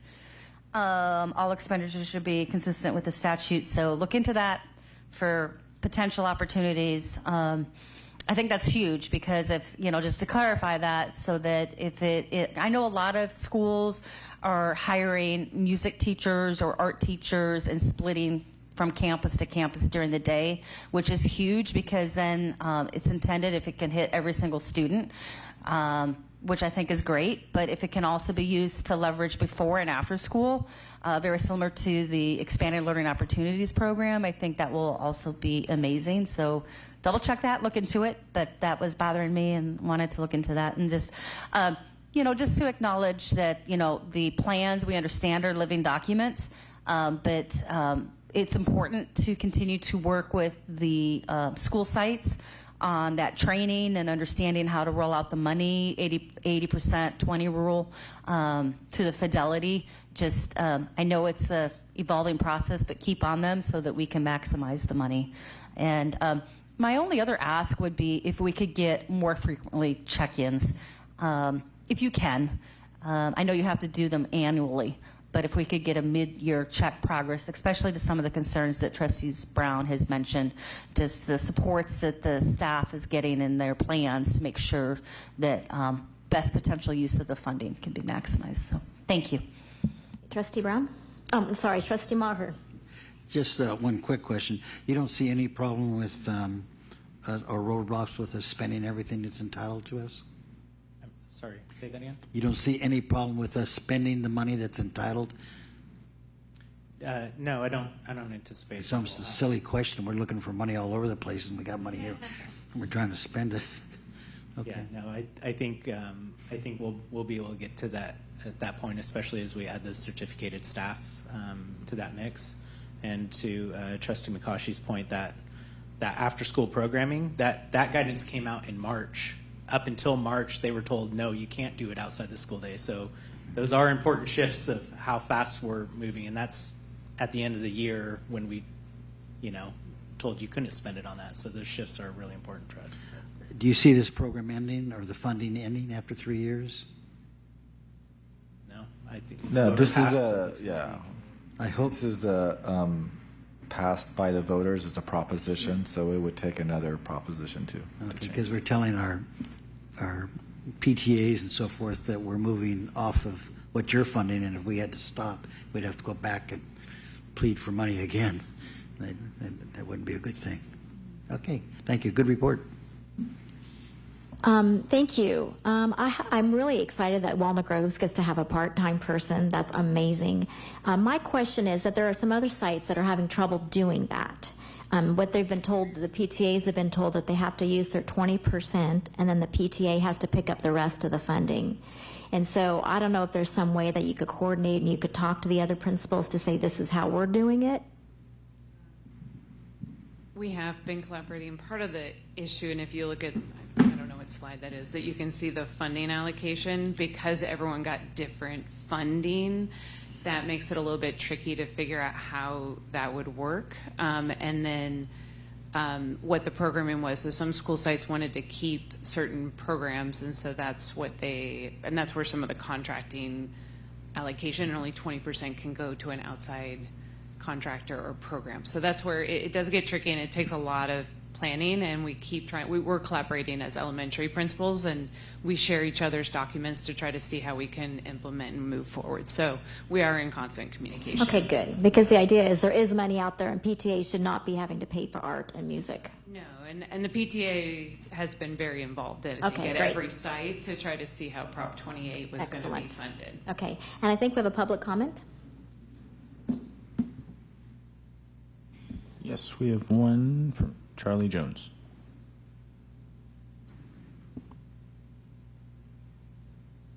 Before I begin, did Trustee Brown have more questions? Because he said he was going to come back. Trustee Brown, do you have more questions? No, I'll end with a statement. Okay. Just that I recognize that this item is a Prop 28 annual report for 23-24, not 24-25.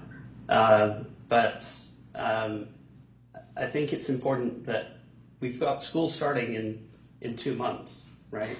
And so I'm just concerned that we have some schools and some principals, we put the onus and responsibility on the site leads to own and work with their PTAs and make the best use of this money. And I see some schools have documented plans, and some schools are still struggling to find. There's a lot of opportunities with this funding. Like there's one chart that you had as an example where we could offer computer science classes with this money, right? It doesn't have to be supplanting or not supplanting, it doesn't have to be converting a PTA funded art teacher. There are other options as part of your presentation for these funds. And so I see some schools being very creative and some schools needing some help from the district office potentially. And so that was my only point. I will obviously vote based on the fact this is a 23-24 report, but I still have very strong concerns about the fact that we've got schools starting in a month and a half, and we don't have solid plans from all the schools on how to best use this free, I don't want to say free money, nothing's free in life, but that's my point. So thank you. Go ahead, Charlie. All right. So again, my name is Charlie Jones. Actually a graduate from the Amador Valley Marching Band program. So Prop 28 is really important to me. I was part of the CTA Political Involvement Committee that really helped push with the funding for getting out the vote and making sure that something like this passed, because we wanted to protect that funding for the arts, which often gets cut in times like this. So this was really important for us. I love the idea of expanding the mariachi planning for Valley View. I think that's really great and it'll help strengthen the program. What I was also wondering is it possible for you to team up with HUSD's program to do an event? They have a really good folklorical program as well. It runs through Chavez Middle School and some of the other programs that we have. And it's a good way for kids to meet each other and grow and expand these programs. I also love Amador's expansion. You're right. It's expensive to fund these types of music programs, to do these types of instruments. I was able to do it because I borrowed my instrument from Amador and from Pleasanton Middle School, because low brass instruments are big and they are expensive to use. And I was doing the baritone and the euphonium. So you made it possible, the sites made it possible for me to do the programs that I'm in.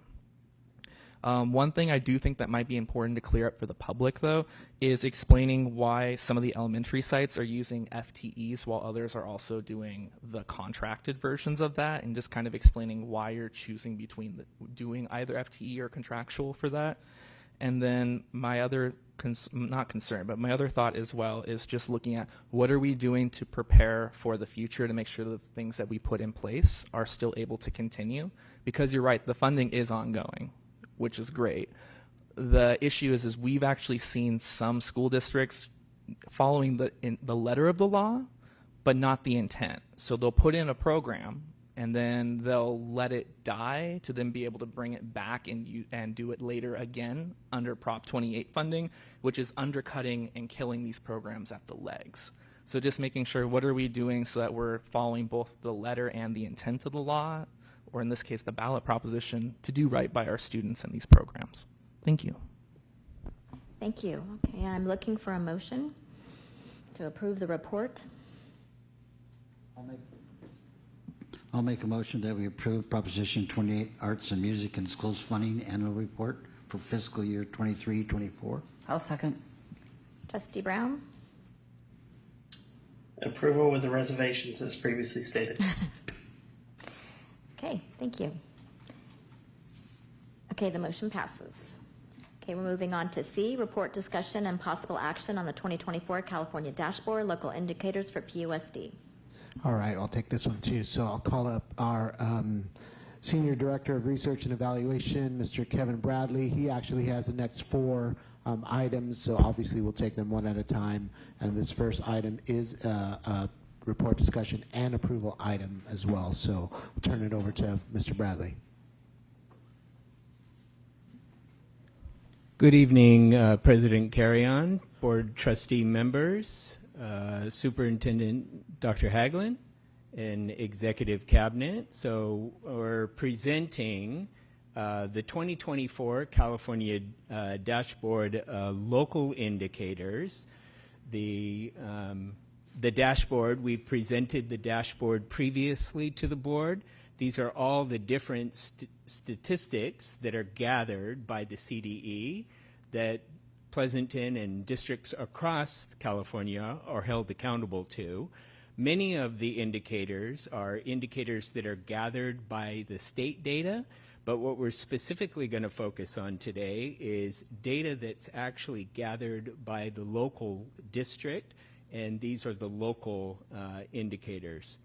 So there are 6 indicators in the California dashboard that are specifically local indicators that are also defined by the priorities within the state priorities.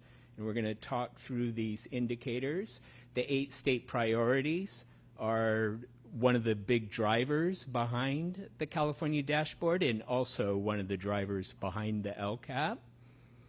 So what we're presenting is the local indicators, and we're presenting it during the same meeting where the LCAP is going to be adopted, and this is mandated by Ed Code.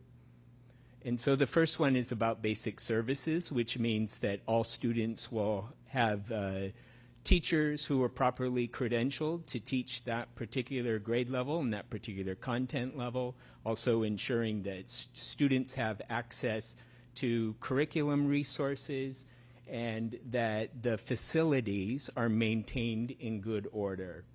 So the most recent data from the CDE is from 21-22 on teacher misassignments and vacant teacher positions. And there's a link on that slide for that information from the CDE. And then this is the most recent information that was reported on the 2023 School Accountability Report Card.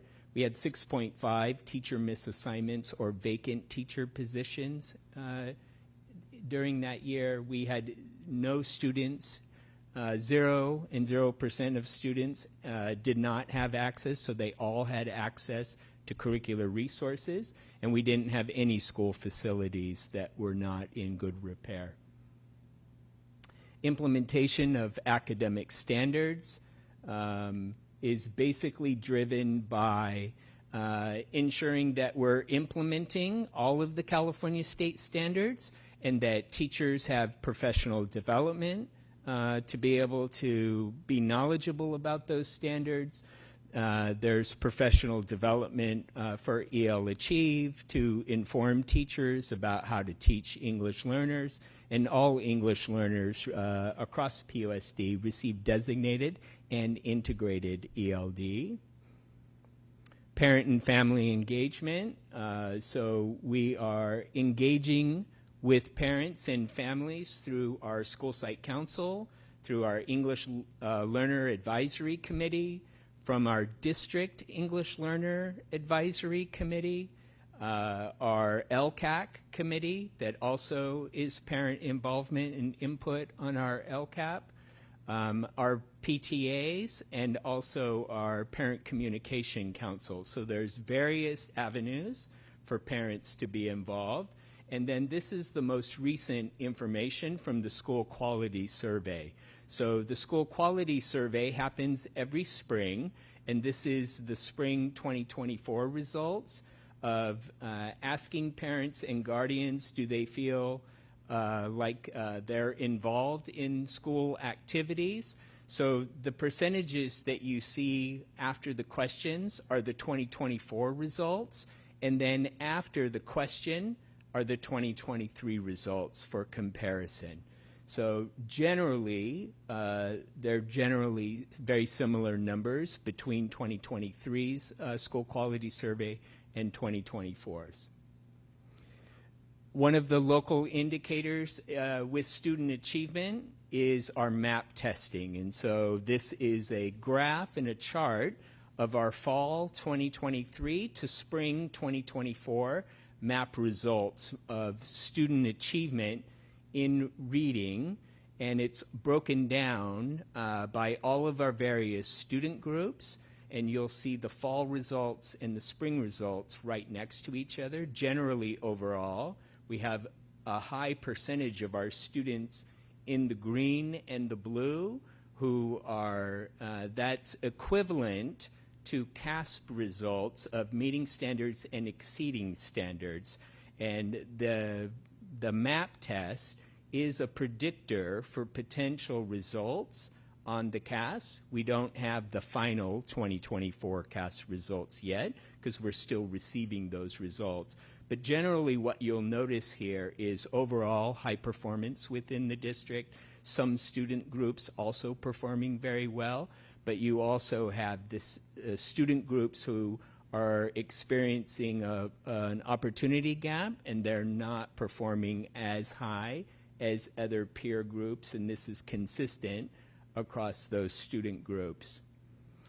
The next chart is math, and so you see similar trends in math achievement for MAP, and you also see the same student groups not achieving at the same level as either the district average or some of their counterparts.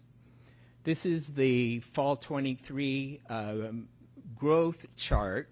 So this is whether the percentage of students who met their projected growth. So MAP is projecting growth based upon grade level standards and based upon comparisons of where students should be given the number of instructional weeks into the school year. And so what we noticed here is in reading, we're maybe a little bit over 50% at certain points in time. It's important to understand the way that the NWA growth is calculated. It's calculated where about 50% of the students will meet the growth target and about 50% of the students won't. And we also notice a trend here where a higher percentage of our POSD students actually met the growth target in math. So these trends were similar with the data that we saw last year. School climate. So school climate involves conducting data surveys with parents and students, and And community, we do this twice a year. We do it on the California Healthy Kids Survey, and then we also do it with the School Quality Survey. So it happens in the fall, and it also happens in the spring. This is a comparison of different aspects of the California Healthy Kids data. It's broken down by grade level, because of the fact that the survey is anonymous, so it doesn't break it down by unduplicated groups of students, but it does break down by grade level. And what you see on here are the totals broken down by grade level, and then underneath each one of those statements is the 2022 results. So you can make a comparison between those.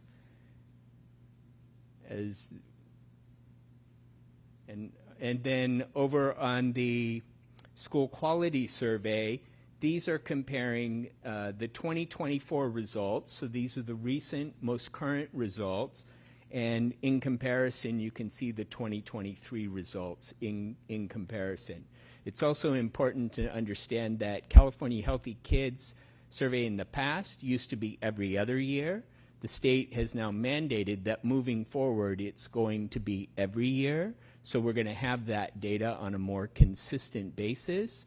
And we've also added additional grade levels at the high schools to receive the survey so that we can effectively get an insight about how students feel about school climate. Access to a broad course of study. So we're tracking that in elementary through attendance and report cards. All students receive daily instruction in reading, language arts, mathematics, science, social science. In secondary, we're tracking that through A through G completion, AP enrollment, CTE pathway completion. So wanted to get a sense from the board if there's any specific questions about the local indicators that will appear on the 2024 dashboard when it's released, and the CDE will release that in December. Okay. Trustee Brown, do you have any questions? On this one, I don't, actually. Okay. You've done a great job presenting. I appreciate the data. We've sort of been through it a number of times, so it's good. Trustee McCaughey? Thank you. Very comprehensive, as always. I think I just have one question, and it's really broader. How is this communicated to families and parents, if at all? So it's officially communicated through the dashboard. When the dashboard comes out, they'll have access to that. But we also make the public reports, which we shared with the board. Those are public reports on the California Healthy Kids Survey and the School Quality Survey. We also make those available on our website, and schools also make those reports available on their website.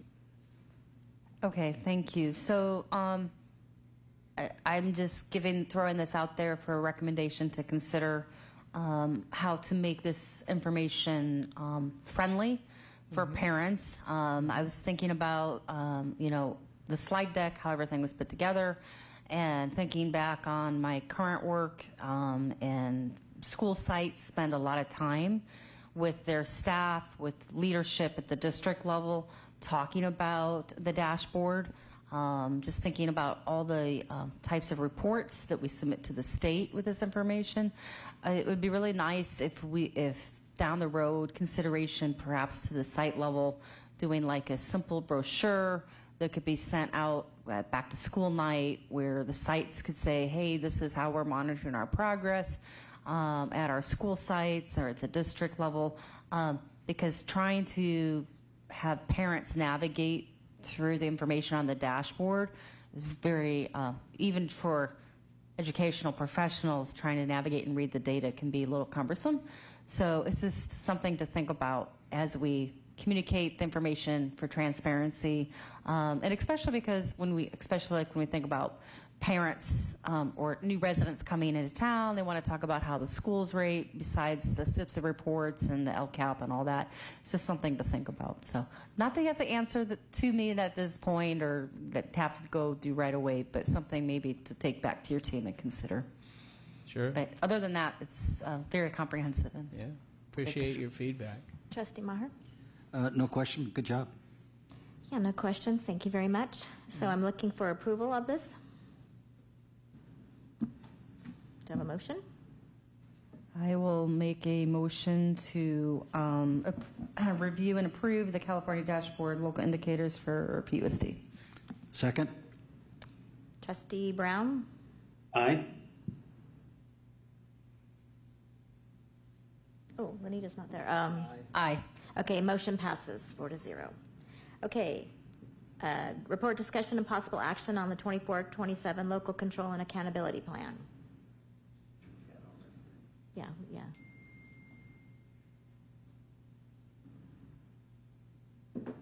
So Patrick's going to bring up the attachment of the LCAP document. So this is the second reading. 2 weeks ago, we brought the LCAP document at that time for the public hearing. This is a 213-page document. So it can be daunting at times of kind of deciphering it and understanding it. And it's interesting, the State Board of Education this year created a brand new template that was required for all districts to follow. Jeez. And their intention, as they communicated to us, was they understood it was hard to follow and hard to understand at times, and they wanted to make it easier and more accessible to people. So that's what we were told in the various meetings. And so I acknowledge that that's not the case, but I'm going to help guide you through what we have here. So it's going to be short. So this is why there's no presentation. There's just this document that is publicly linked, and anybody can go and see it. But in general, it has the 24-25 budget overview for parents, and that's the part that has all the graphs and charts of the budget and how that works in the LCAP. It also has the 2023-2024 annual update, which is the report about the current LCAP that we just are finishing that 3-year process. And so in that annual update, there's various pieces of information about how we're monitoring and tracking.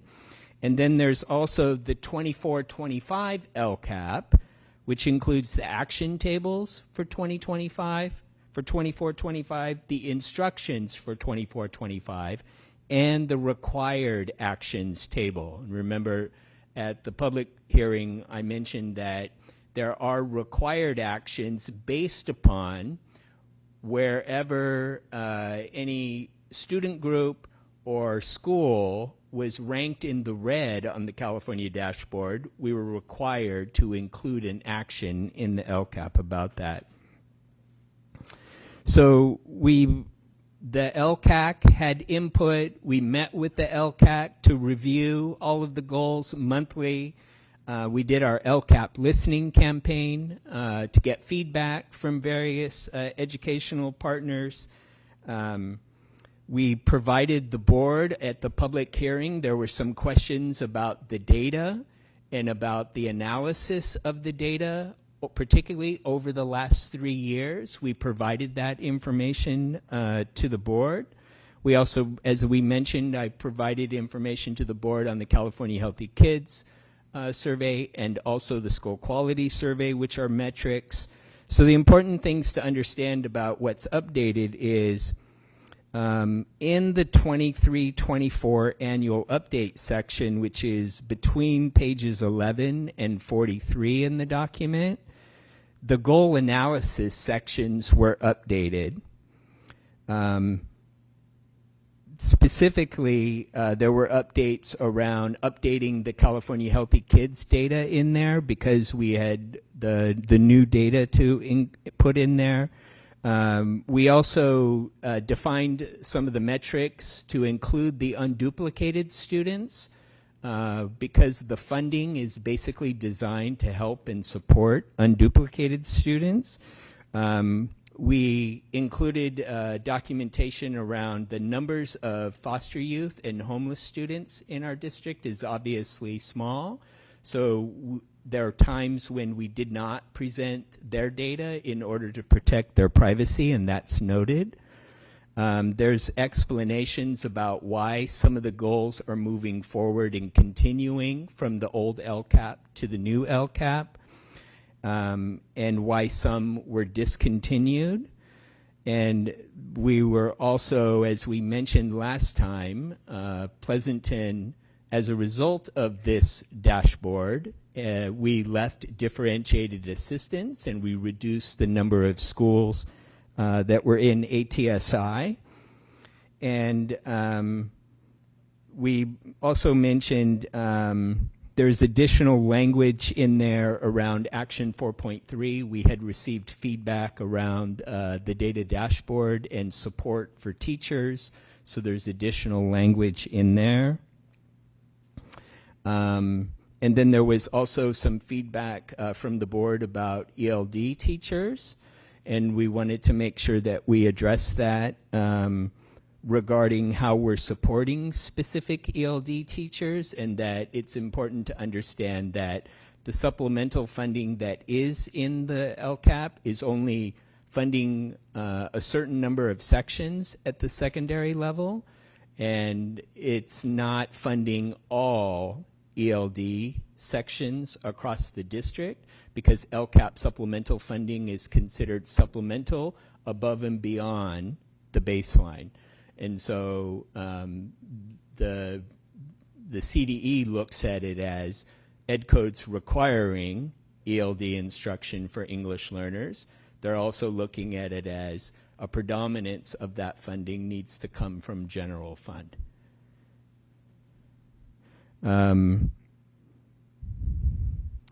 So the LCAP goals and actions, important to understand about next steps. The LCAP goals and actions are going to be monitored on an ongoing basis as far as analyzing the data internally within the district.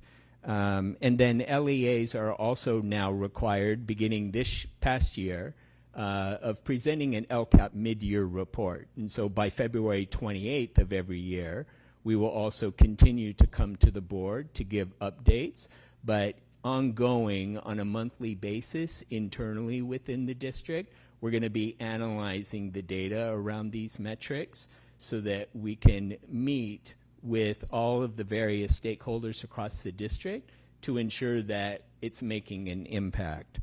So another important next step is we'll submit to Alameda County Office of Education for approval.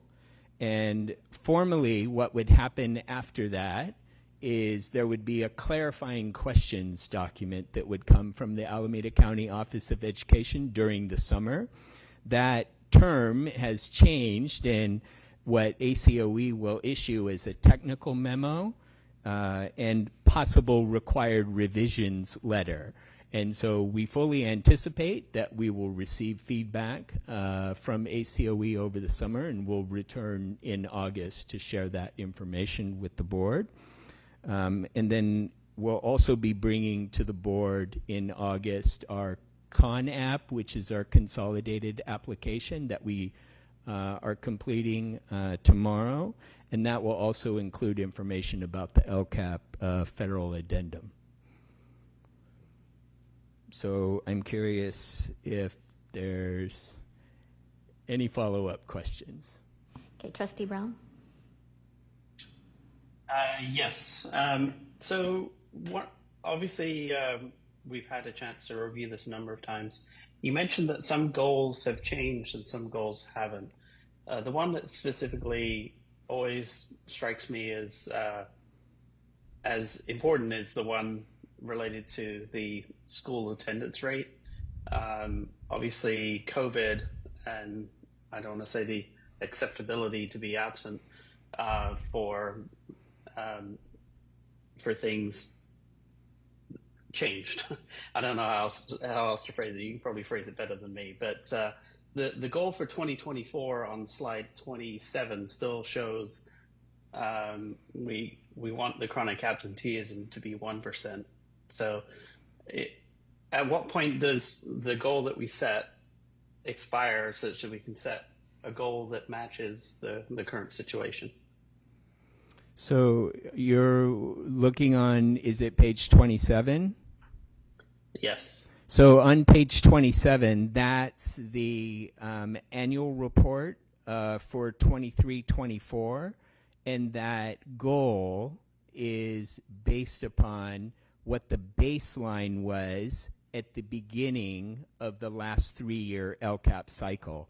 So that goal was set in 2020, 2021, like during the pandemic.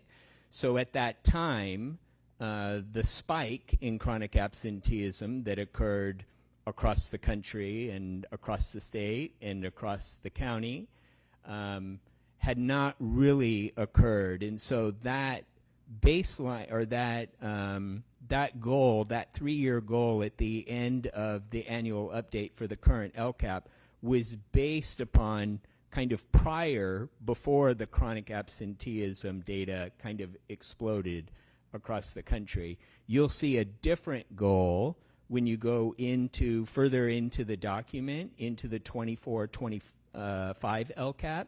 You'll see a different goal based upon the most recent data. So it's a little bit more realistic. So you'll see different sets of goals there. But the reason why it looks kind of unrealistic right now is you're looking at the annual update for the 23-24 current LCAP. Okay. All right. Yeah, I'll look for that. What other goals did change then, just from a high level? There was explanations about why certain goals didn't continue. One of the aspects is we tried to streamline down the new LCAP to include actions that were predominantly connected to the LCAP supplemental funding. In the previous LCAP, there were a lot of different actions in there that included non-LCAP supplemental funding, and that created some confusion about, is the LCAP funding that, or is the general fund funding that? And in order to try to eliminate some of the confusion around that, those actions are still continuing because they were under the general fund, but they're not continuing as listed in the LCAP.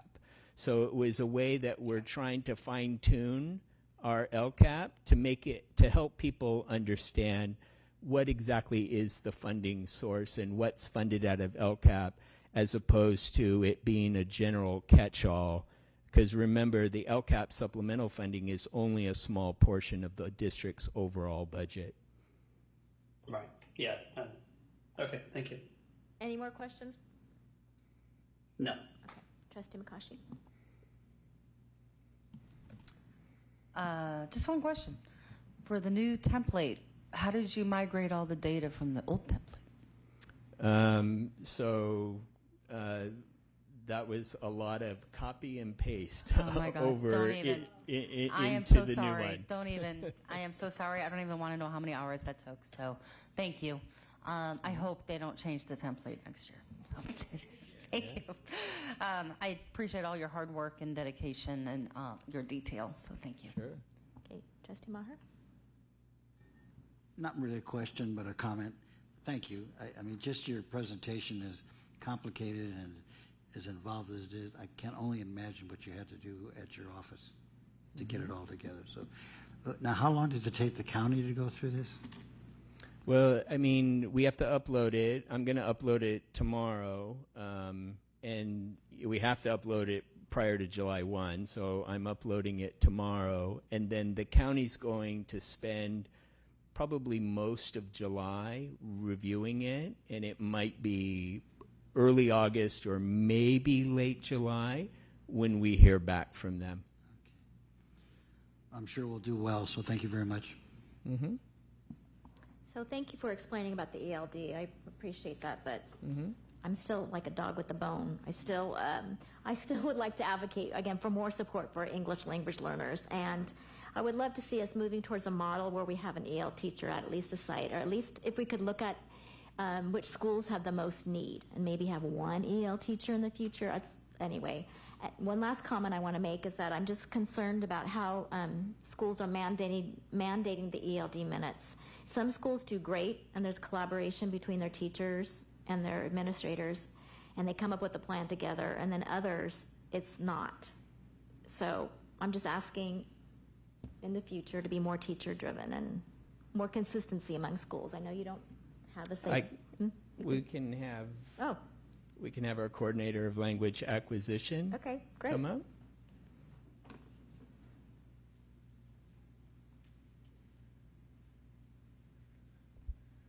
Good evening, President Carry-On, members of the board, cabinet. Thank you. Thanks for the opportunity to clarify. I wish we had a magic wand, right, all of us, and we would just do what we want so that our students are accomplished and they get all the services they need. Part of our job at the district level is also to make sure that whatever recommendations we make are based on research and evidence. So in my experience and understanding of what we have at hand, few things that we have clarified as a team, I just want to share. So number one, ELD instruction is part of the core instruction that needs to be delivered in the classroom by the classroom teachers. When we pull students out for support, that's considered as intervention. And I'm not saying that our students don't need ELD intervention, but to be able to get to that point, it is very important that our core instruction in ELD is really strong.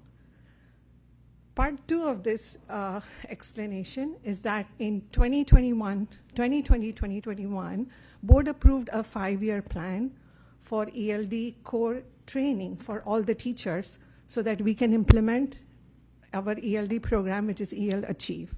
It's a 5-year plan, and we just finished year 3 of implementation.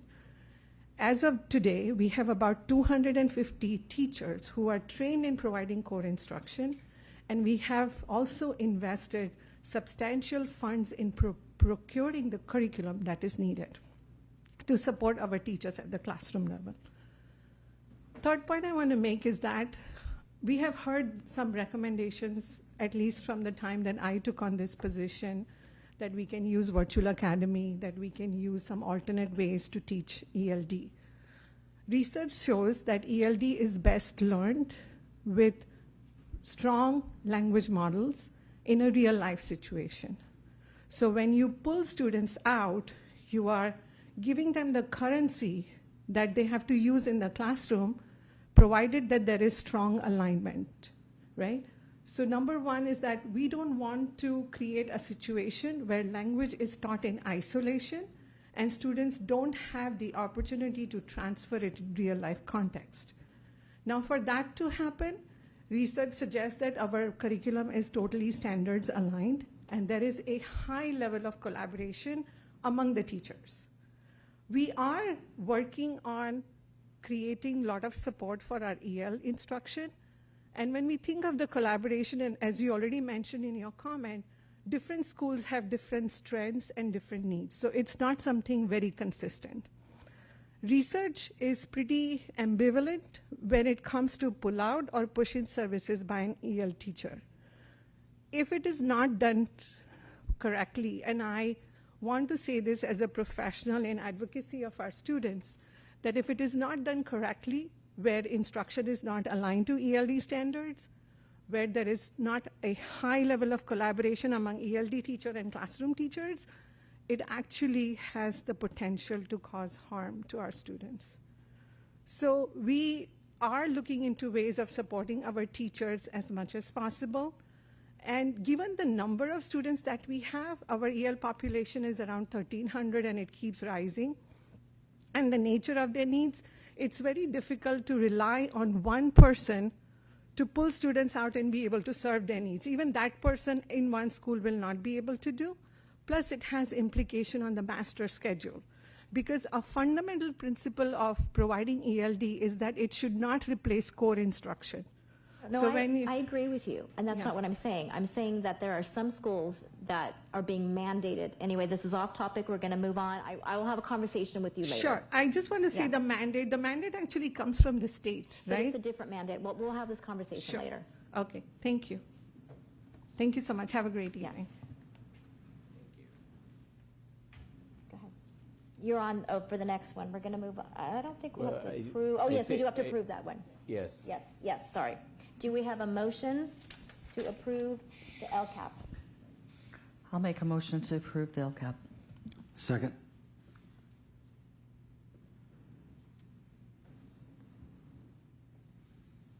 Oh, Trustee Brown, you still there?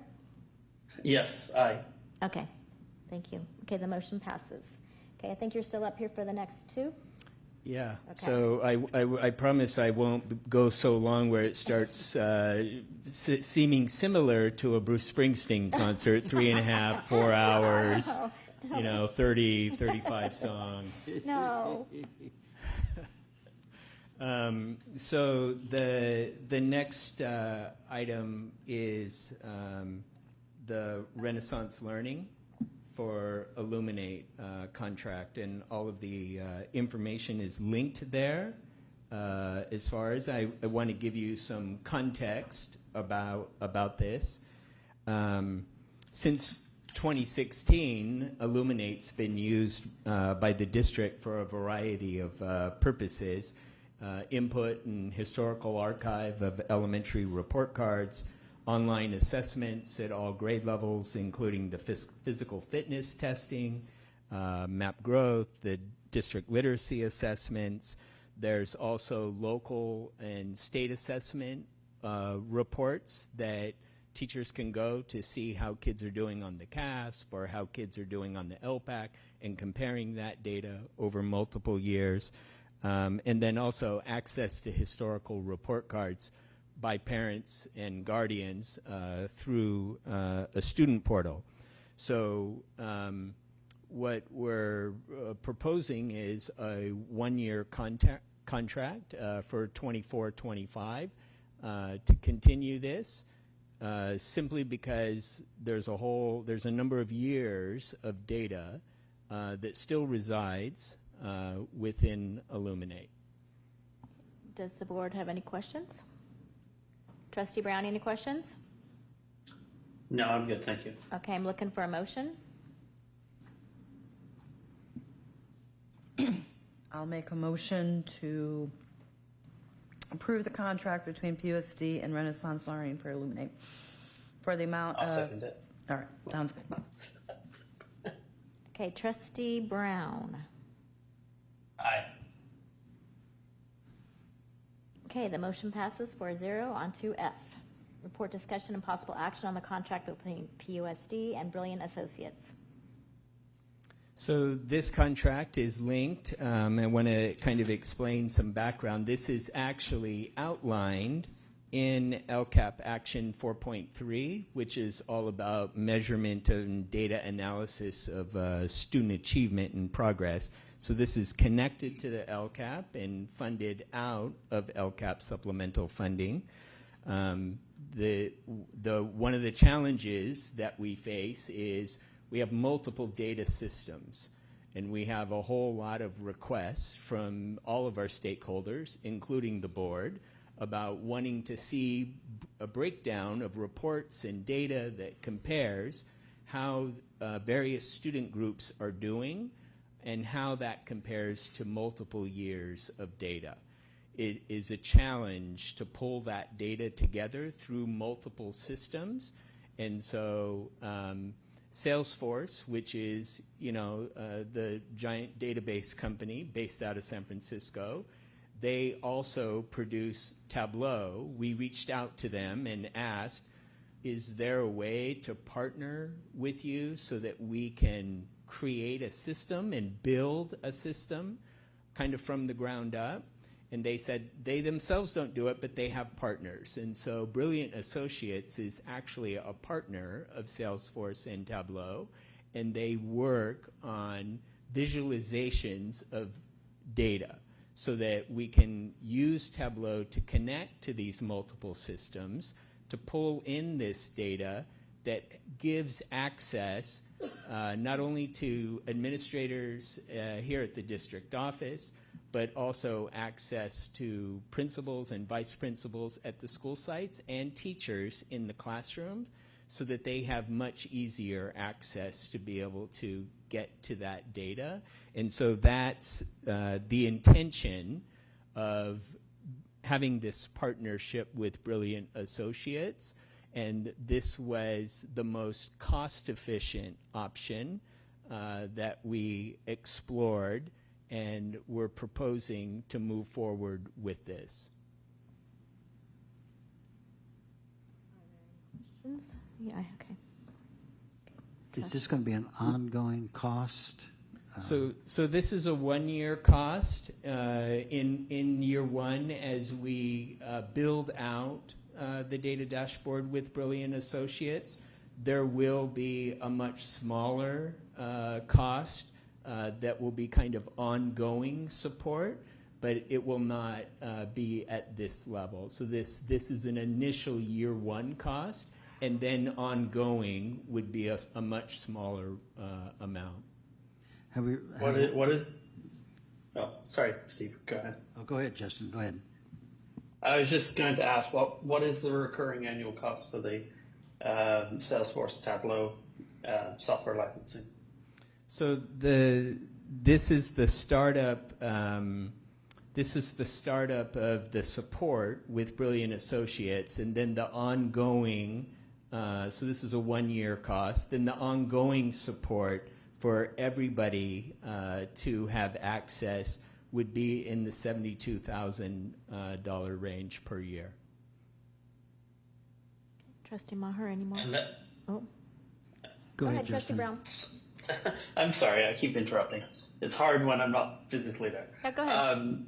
The 72,000 includes extending that access to the principals? Well, that includes extending the access to the teacher level.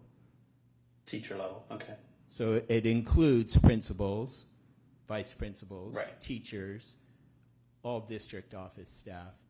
And that's a build-up that would happen over the next 2 years as we build out the data dashboard.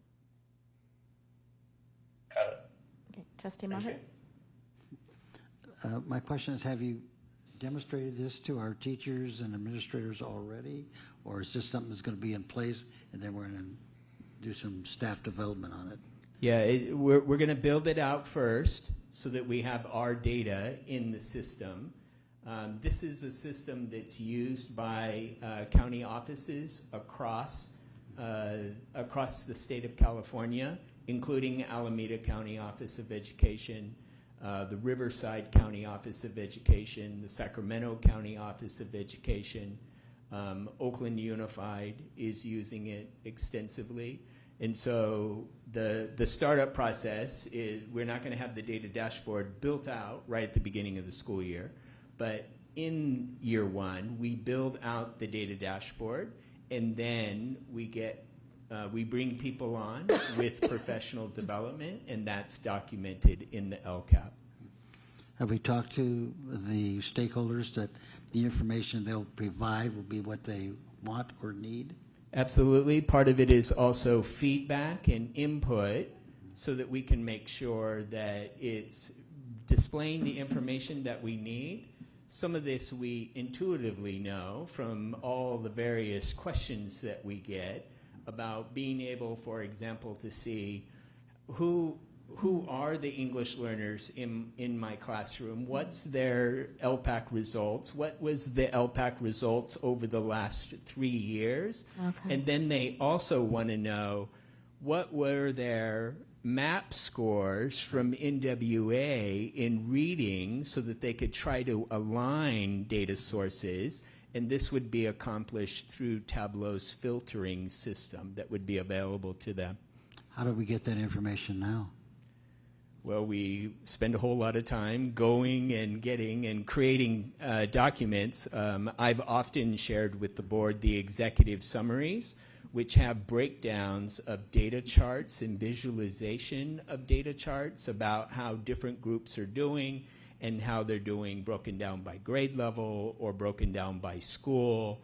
So the intention is, rather than it being time-consuming for staff to create, it turns into a situation where Tableau connects to these data sources and updates overnight, so that ultimately teachers have access to the data. And really the driver is about being able to make timely decisions to support students and to support interventions with the most recent, most current data.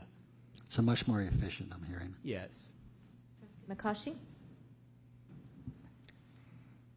So some of the questions have already been alluded to. I went to their website and it's very tech jargony. It says an analytics visual platform. So is this a database? For layman's term, for the audience, or for those who are not tech experts? Is this an interactive, this platform? Some people may know about Salesforce, but not necessarily understand the tools that Salesforce uses. So can you clarify, is it a interactive database, or what would you call it? Yeah, so the data resides within the district. And so what Tableau does is they have an interface to all of our various data systems, and then it's pulling that information into a Tableau cloud. And then within the Tableau cloud is where the visualization of the data happens. Because ultimately, you know, when we download a spreadsheet from the CDE about the most recent CASP results, it's a big, giant spreadsheet with all kinds of columns and all kinds of numbers, and it's not easy to be able to interpret that. So the interpretation comes when you break that big, giant spreadsheet down into visualizations that show you, this is the percentage of kids in my class who might have been at the lowest levels of the CAS. They need some sort of intervention support, and I want to know who those kids are. So within Tableau, you can double click on that number and that particular part of the chart, and then you can actually see who those kids are and what their results were on that particular test. So we're trying to make it easier for teachers to make decisions about how to support kids. Let me ask the question another way. I Sure. appreciate the verbal description. I guess my question is this a data warehouse? I'm trying to, it's not an information management system. I'm just trying to clarify from a tech standpoint, what is this? It's a data visualization platform. I didn't want to. I can maybe help. I use Tableau every day. It takes all the data sources and allows filtering of the information. So as he was explaining, you could when you log into the system, you could see just your students, right? And then you can do trending and analytics based on that. So it's a bunch of preset visualizations and filtering based on the data, but it doesn't house the data. It's leveraging all the data sources to build the visualizations. I don't know if that helps or not. So my question, is it easy for teachers to use? Is it teacher friendly? Yeah, I'll come back to you, but I want to add. Right. So basically, it's just filtering. It's just checking boxes. Okay. I want all the ELD kids who, and I want the last 3 years of their summative LPAC data. Can you do it across the grade level? So the principals will be able to do that. Yes, and I can also see the importance of your question about, we want this to help facilitate data talks. Yes. That is an environment that currently happens within the district at our schools. Trustee McCoshy?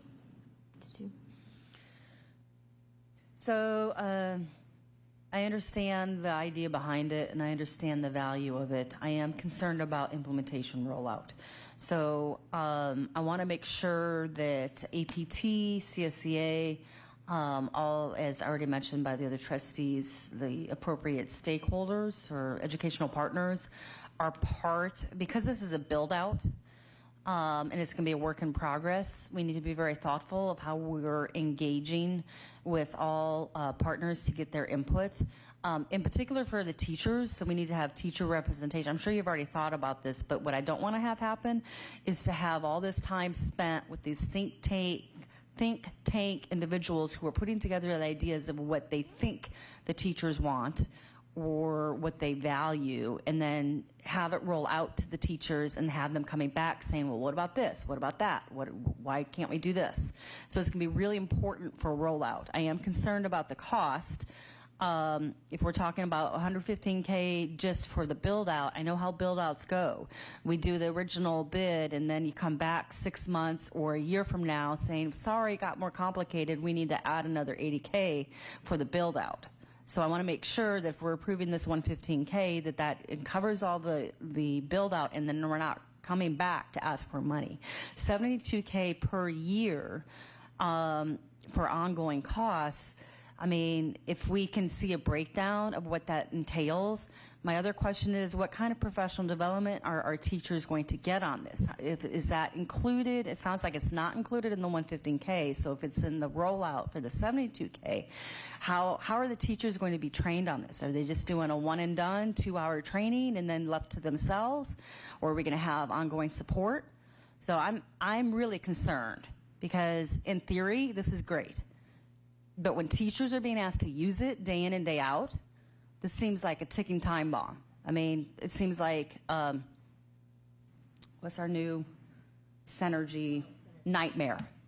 I don't want to have that happen again. And so right now I have a lot of kind of red flags. I don't know. I think I'd bring this back.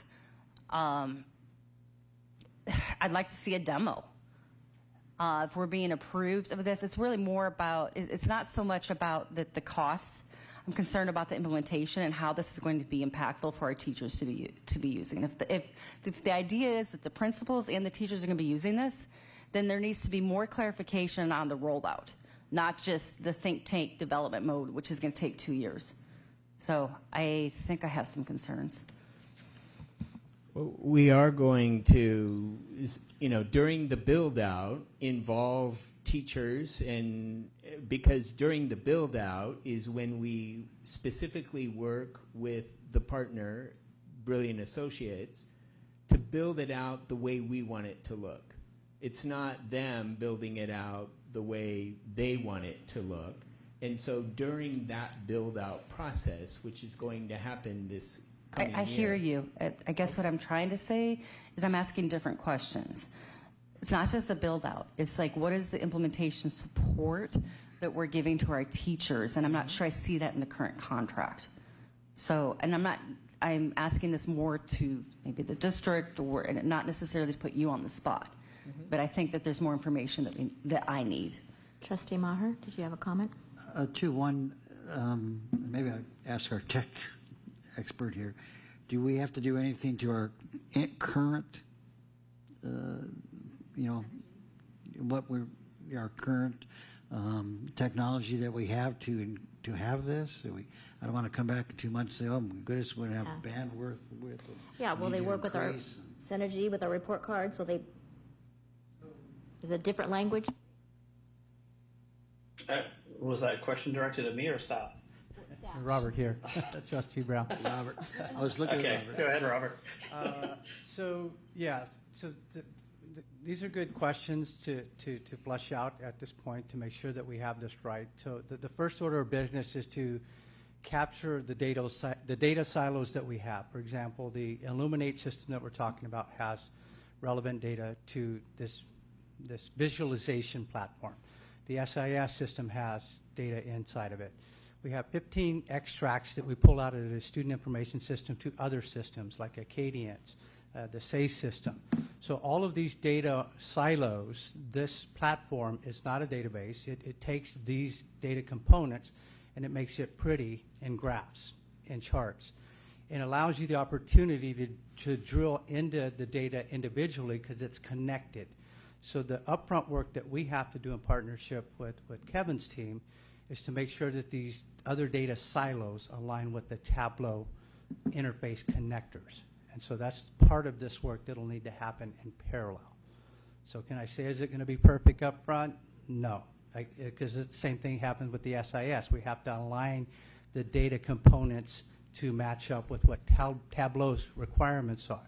Now, all of these systems are the same in the connections and the data field mappings, but there's work involved with that on both of our teams so that we can get to the end result, which is the build-out of the dashboard view. And then, of course, the professional development like Trustee McCoskey talks about. What will that cost besides the $114,000? Well, that's cost in labor for our staff to do that on top of the work that they're doing right now and the work that we're assigned to do. So we need to partner with them and the company here to get what their scope of work is and their requirements are. We'll provide the connections if they don't have them to extract the data between the two systems. So no cost to us other than just our time on top of the other things that we're just doing.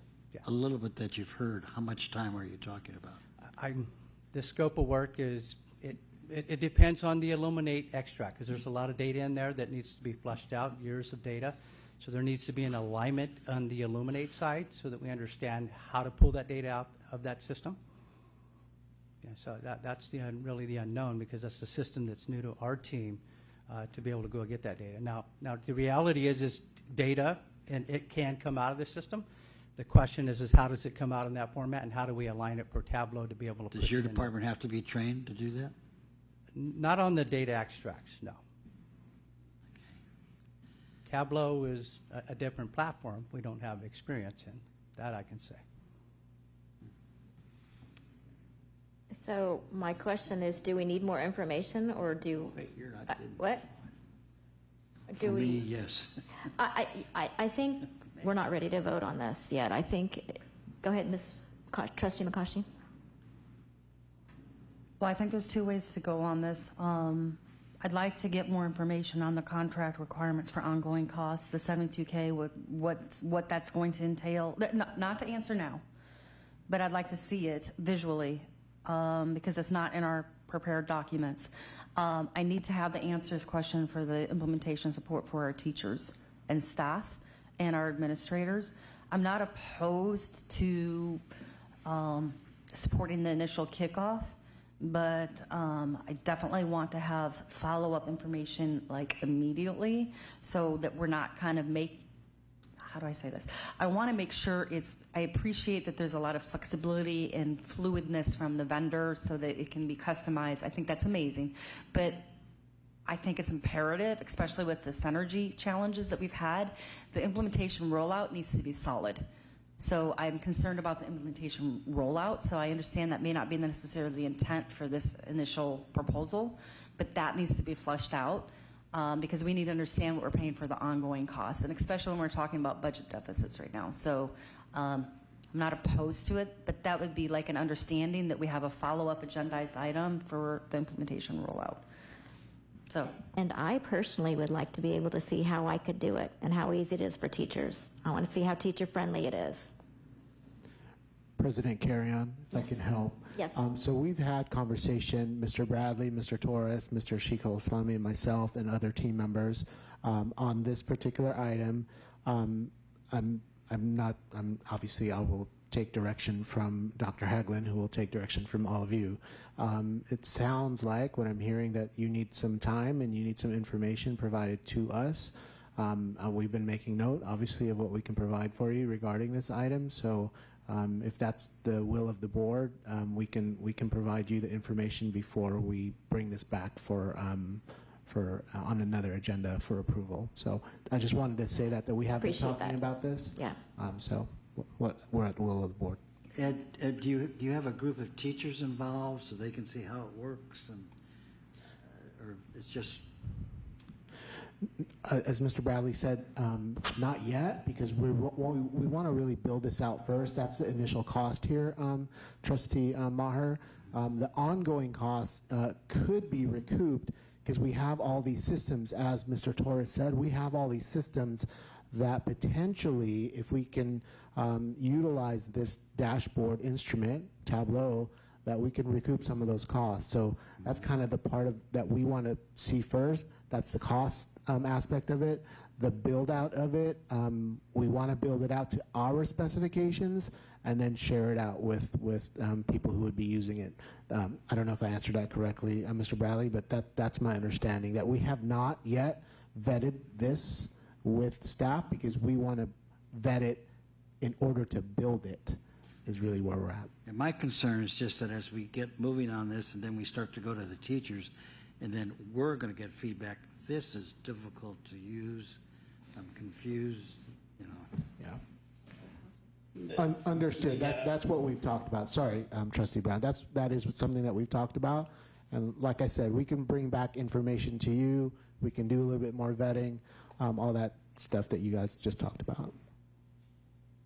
If I could add a question of Mr. D'Alazzo and a couple comments. Just Tableau itself is easy to use, but it's only easy to use if the dashboards that have been set up in such a way that people understand how to filter and drill down, right? So I don't think Tableau is going to replace any of the other costs, though. That's the piece that I disagree possibly with you, Mr. D'Alazzo, and I'd like to understand from Robert if that's indeed the case, because it's a visualization and dashboard piece that connects to the different data sources.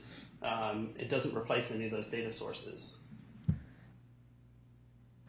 Can I make a recommendation to pull the item and maybe have a follow-up with implementation, rollout, and answers to some of the questions? And I would just add, strongly recommend include teacher representation on the build-out committee. So I'm going to recommend that we pull it. And I'll second that. Do we need to vote on that? Or? Oh, okay. Okay, we pulled it. Thank you. Okay, we are moving on to a short item, the budget. Yes, it's short because we presented the budget at the public hearing at the last board meeting. This is the same budget. There were some minor corrections made, no substantive changes that were made, and we're bringing it back for formal approval. One bit of information, the governor and the legislature have agreed on their budget. There will be a lot of trailer build language and so on and so forth, but no substantive changes that will impact our budget. As the details of the governor's budget are known, we'll bring that forward, and there'll be staff work that will need to be done in new requirements and regulations that they've put in place. But other than that, this budget is the same as you saw, and we're seeking formal approval so that Mrs. Wells can then submit it tomorrow to the county for their review and approval as well. Okay, do we have any questions from the board? Okay, do we have a motion? Oh, Trustee Brown, do you have any questions? Okay. No, we reviewed it at length. I'm good. I'll make a motion to approve the 2024-25 proposed budget for the district. Public hearing? We need to do a public hearing after?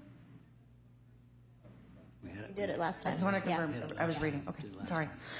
To approve the budget. And thank you for your hard work on this. Second. Okay, Trustee Brown? Aye. Okay, the motion passes 4-0. Ooh, that was fast. The next one will be fast too, if I just keep saying that. Yes. Mrs. Ann Wells will introduce item, it is H. Thank you, Board of Trustees, Superintendent Haglund, and Executive Cabinet. This is Resolution 2023-2024.40 for possible use of Education Protection Account. This was voter approved Prop 30 in 2012. It creates in the State General Fund an account to receive and disperse revenues derived from incremental increases in taxes imposed. But this is just a component of LCFF. It doesn't change our total LCFF dollars. We estimate the district will receive approximately $7.4 million in EPA funds in 23-24. So we have to annually bring this to a public meeting of the governing board to say how we plan to, what the revenues will be and how we plan to spend them. Those are attached to this resolution. We are recommending that the Board of Trustees approve resolution number 2023-2024.40 for the possible use of education protection account. Okay, Trustee Brown, do you have any questions? No, I'm good, thank you. Anybody else have any questions? Okay, I'm looking for a motion. I will make a motion to approve resolution number 2023-2024.4 for the use of the education protection account. Second? Trustee Brown? Aye. Okay, the motion passes 4-0. Okay, report, discussion, and possible action on non-bargaining hourly pay rate. That's mine, thank you.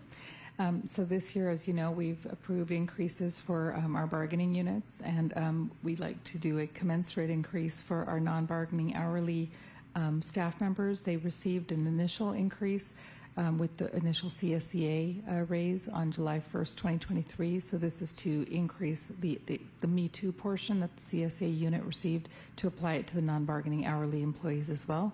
It will be effective July 1, 2024. So we would recommend that the trustees please approve the 2024 pay rate increase for non-bargaining hourly employees. Thank you. Trustee Brown, do you have any questions? No, thank you for asking. Anybody else have any questions? I just have a comment. You want me to do the comment now? Yeah, go ahead.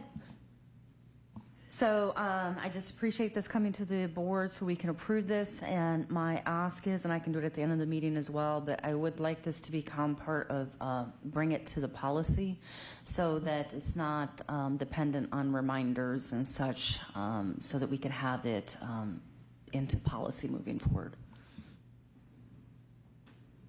Okay, I'm looking for a motion.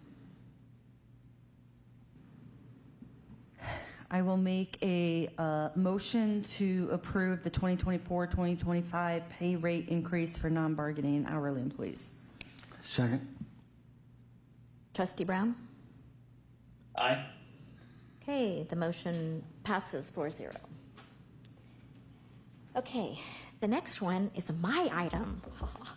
Thank you, Jim, for coming up here. So I consulted a lawyer about what's the process of searching for a new superintendent, and he said that he advised us that the discussion should be an open session, and that's why I asked to put this on the agenda, and I appreciate you and Lanita and David for getting it on the board. And I really think it's important that we gather public information and we engage our public, and our organizational work plan states authentic engagement.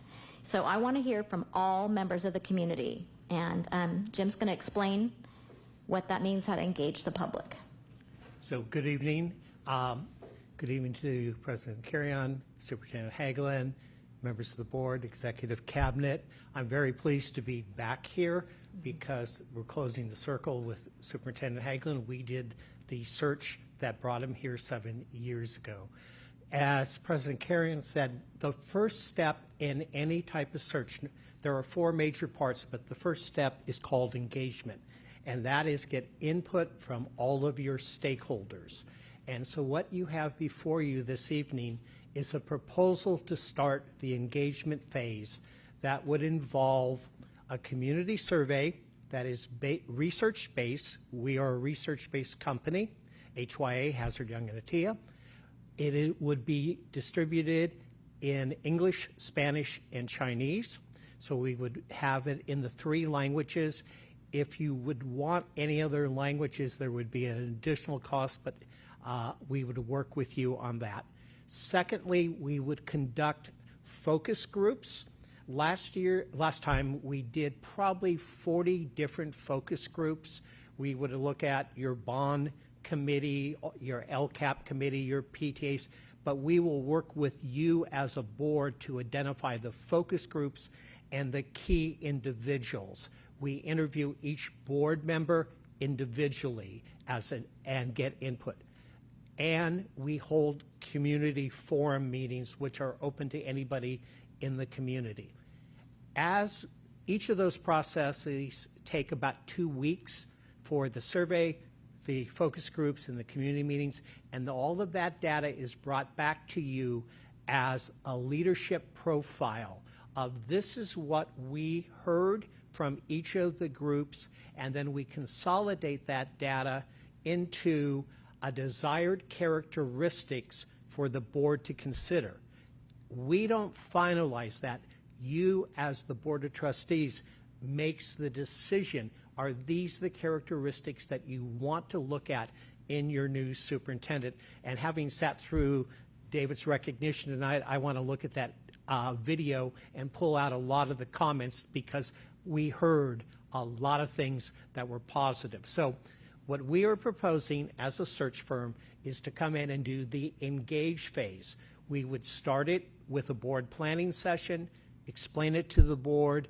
We would conduct it in August, September, so that by your first board meeting in October, you would have all of that information to go whatever direction you want to go at that point.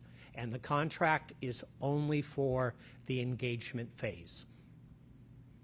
And I will be the lead advisor on that, and we'll probably bring in a second advisor like we did last time.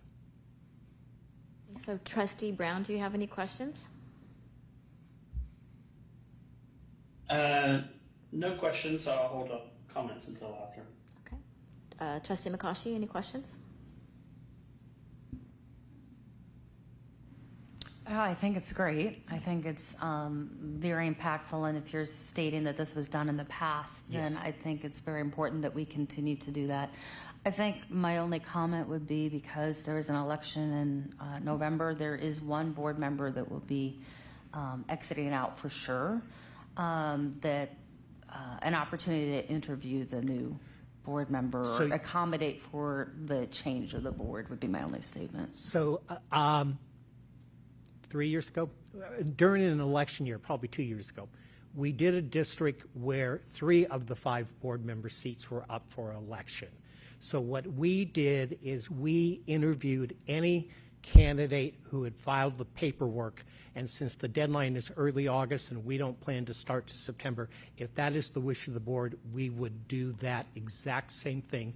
We do not do those as groups. There are individuals because that's not fair to a candidate or any of you that are running for re-election. Then I would just ask to include that because there are also, yes, please. So that is a very good point. In the proposal, we are suggesting that the board have a subcommittee of 2 that we would meet with and go through all of these discussion items like that to bring back to the full board for final approval. So that is an absolute thing that I would want to hear from the board, that you have any candidate in that.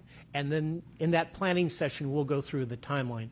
The timeline is fairly quick. It will finish the process before the election.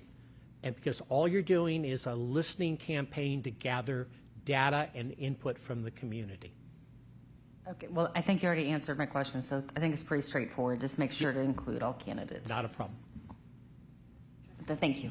Okay, Jim, I just have 2 quick questions. One is, we won't start until we're back in school because the parents will be here then. And I looked at your calendar, and I talked to President Carrion, and we decided that we would meet with the subcommittee to get information going in July, early August, present it to the board at your first August meeting, and then not start the survey until August and early September, and the focus groups in September.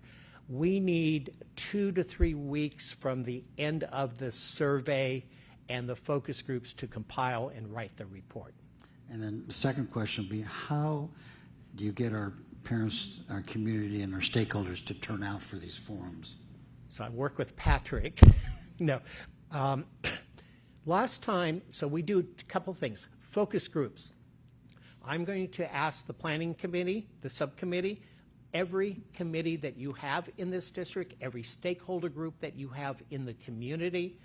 Last time in Pleasanton, we had a stakeholder group of the faith leaders in the community as one of our focus groups. We had another group of city contacts that the board identified. We want the city manager, the director of, say, Park and Recreation.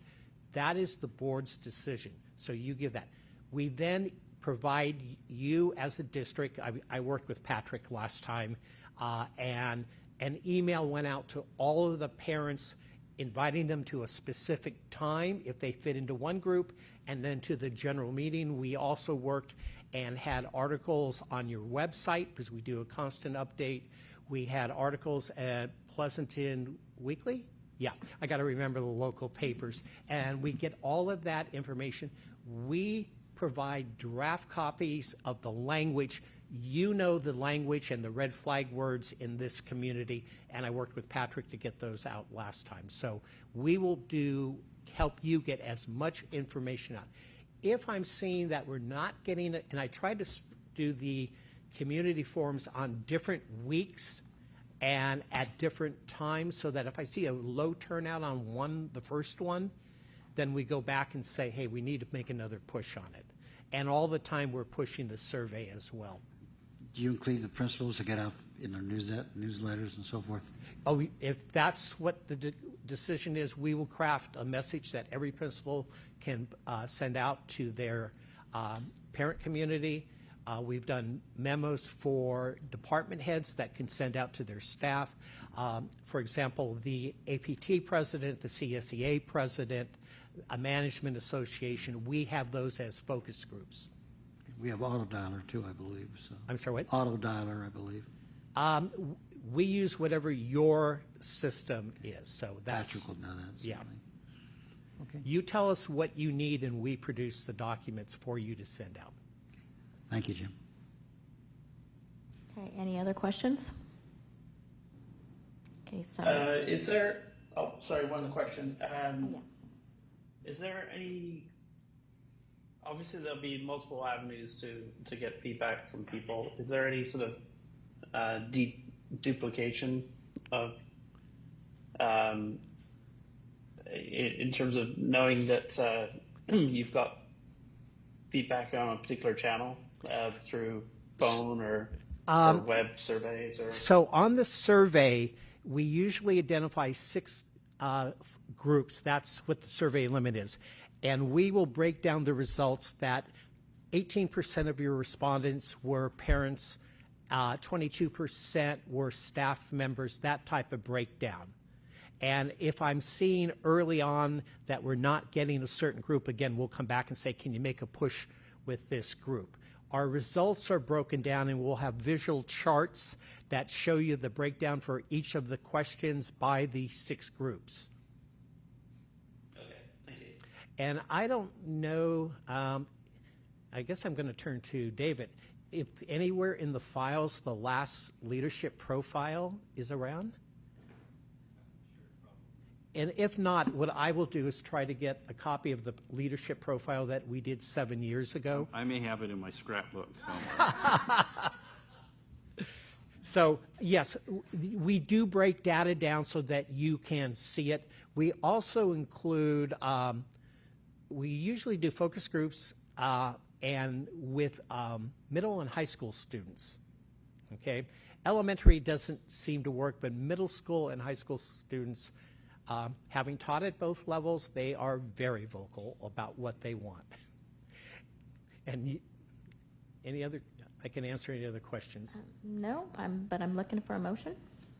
I make a motion that we approve the letter of agreement with Hazard Young T and Associates to conduct a community and leadership profile survey and develop a leadership profile. I'll second. Hey, Trustee Brown? Aye. Okay, the motion passes 4-0. And so the next step on this is that I would like to be on this committee. Is there somebody else who would like to be on this committee as well? I think we need 2 people at least. That is your board protocol. Most subcommittees have 2. Oh, yeah, you're right. So it's your call, and the committee is to help us with the planning questions, but all the decisions come back to the full board. Okay, is there anybody that would like to? Okay. I actually would like to nominate one of the other trustees that are not up for election. So just to balance it. So Lori Walker's not here. I don't think we can decide this right now, right? It's not part of the agenda, so I think we could. I think it is part of the agenda. Yeah, It says I part think 2. Identify the subcommittee Yes, representative? it says, yeah. I think I wrote that, I provided language for that. Because they want to meet in July. Are you willing to be on it, Trustee Brown? Yes, I'm willing to be on it. Okay. I am out for 1 week in July, though. Okay. Yes. Okay. If Justin's going to do it, then I don't need to do it. Okay. Okay, then I would like to make a motion that Justin and I are on the subcommittee. Do I have a second? I'll second it. Okay, Trustee Brown? Aye. Aye. Are you approving the contract? We already approved the contract. Now we're Yeah. just doing the subcommittee. Yeah. Okay, so now the motion passes 4-0. Okay, great. Thank you very much. Okay, and I will work With- with the contract tomorrow or Monday. Okay, good. Thank you Okay, very great. much, and we are looking forward to working with the Pleasanton community once again. Thank you. Here, we have KLMNO. Do you guys think we can power through, or do you need a break?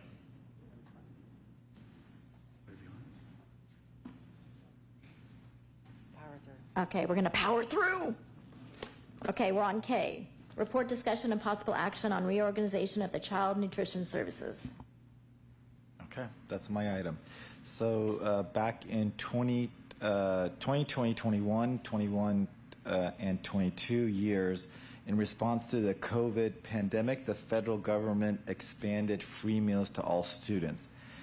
Subsequently, in the 22-23 school year, when federal funding was going to end for the free meals for all students program, the state stepped in and closed that gap and providing California students, all California students, access to free meals.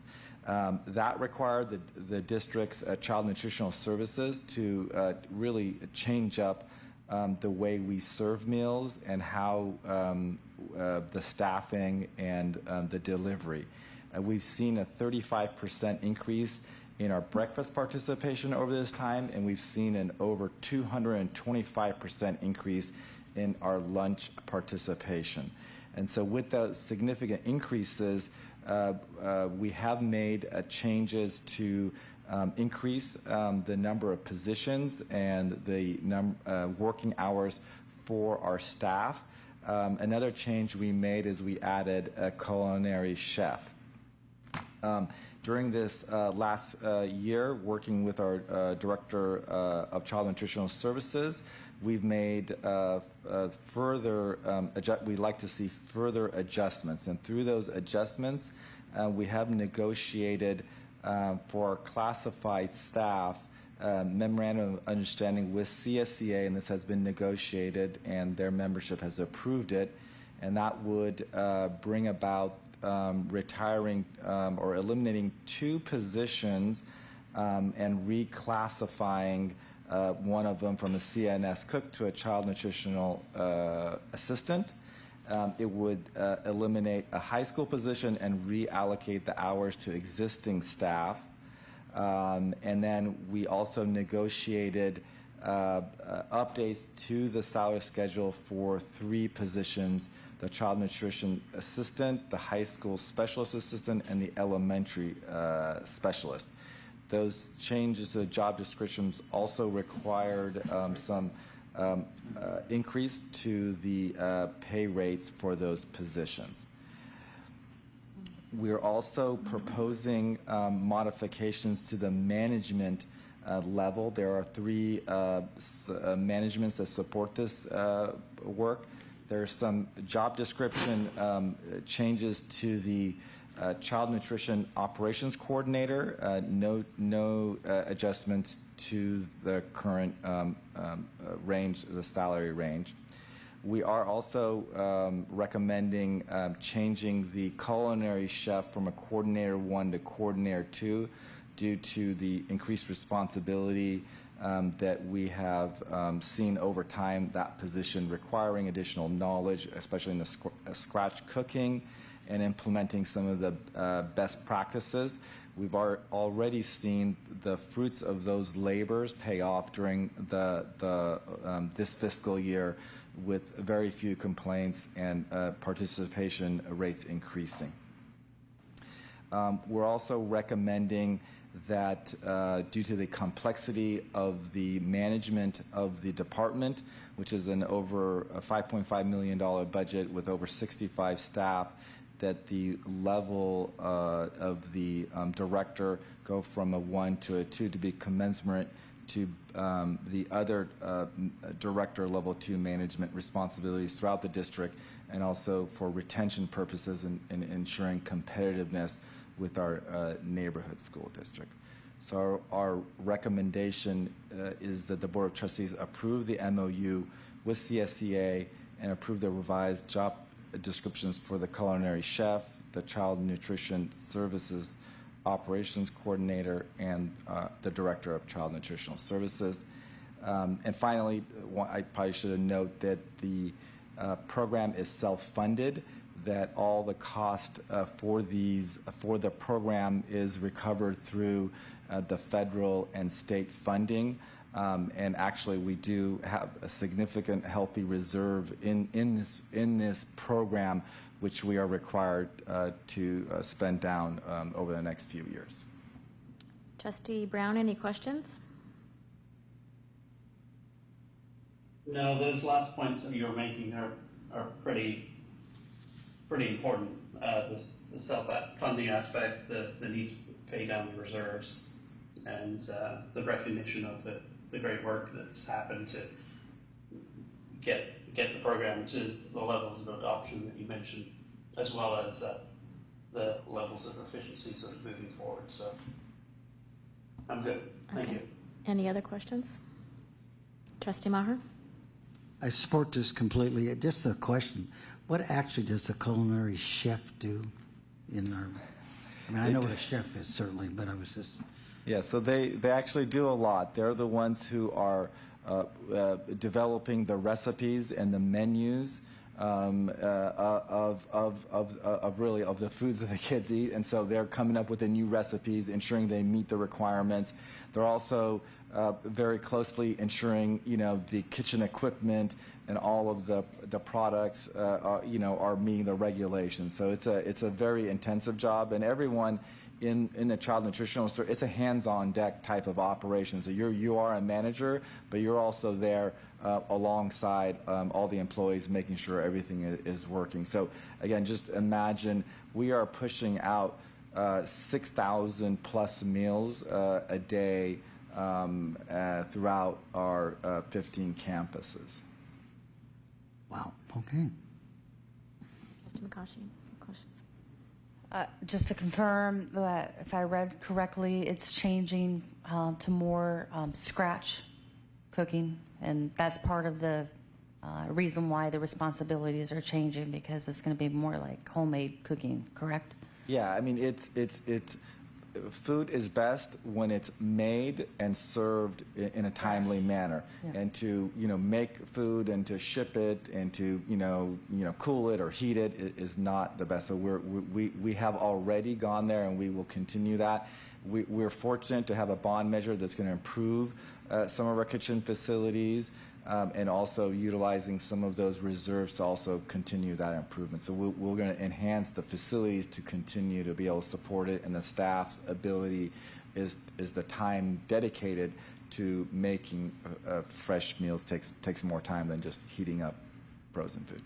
Okay, and so just to recap, we're approving a $130K change in salary based upon the changes of these job descriptions, correct? Correct, that is correct. Okay, so $100K for the personnel and $30K for management. Correct.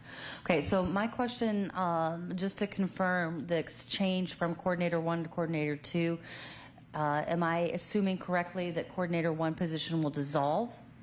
Or is that Coordinator 1 position going to become extinct? It's a new job description, and part of that is that it's going from 1 to 2. So there's no more. There's not going to be another position. This position is the only position.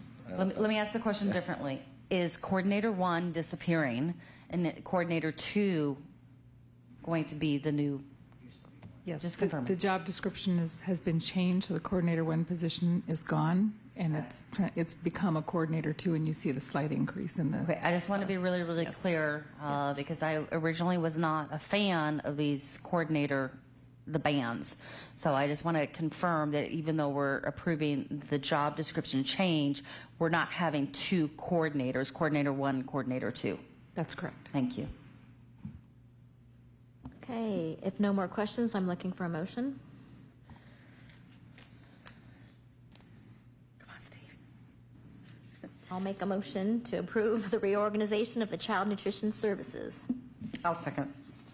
Okay, Trustee Brown. Aye.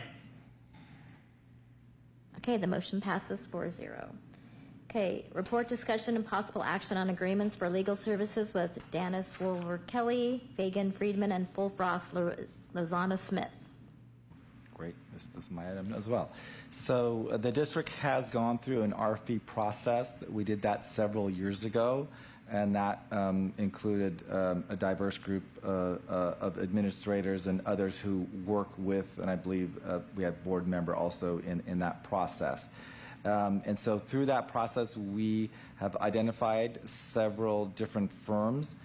Currently, we are working with 3F, and we are also working with DWK, Dennis Wolver and Kelly. And we want to continue working with those firms that were identified through that RFP process. Mainly, 3F serves student services and special education. DWK mainly serves the bond program and some support for the board and superintendent. They also helped us with our boundary changes that we went through for the trustee areas. During the course of our work the last couple years, we've also engaged with Lozano Smith, and we brought them on initially to support our property and asset management and sale.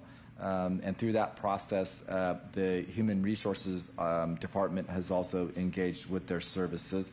They're one of the largest law firms in the state as well. And so in our current analysis, we will need to re-engage with the three firms, and we've outlined a not to exceed maximum for DWK of approximately $65,000, and not to exceed for 3F for about $379,000, and not to exceed for Lozano Smith for about $125,000.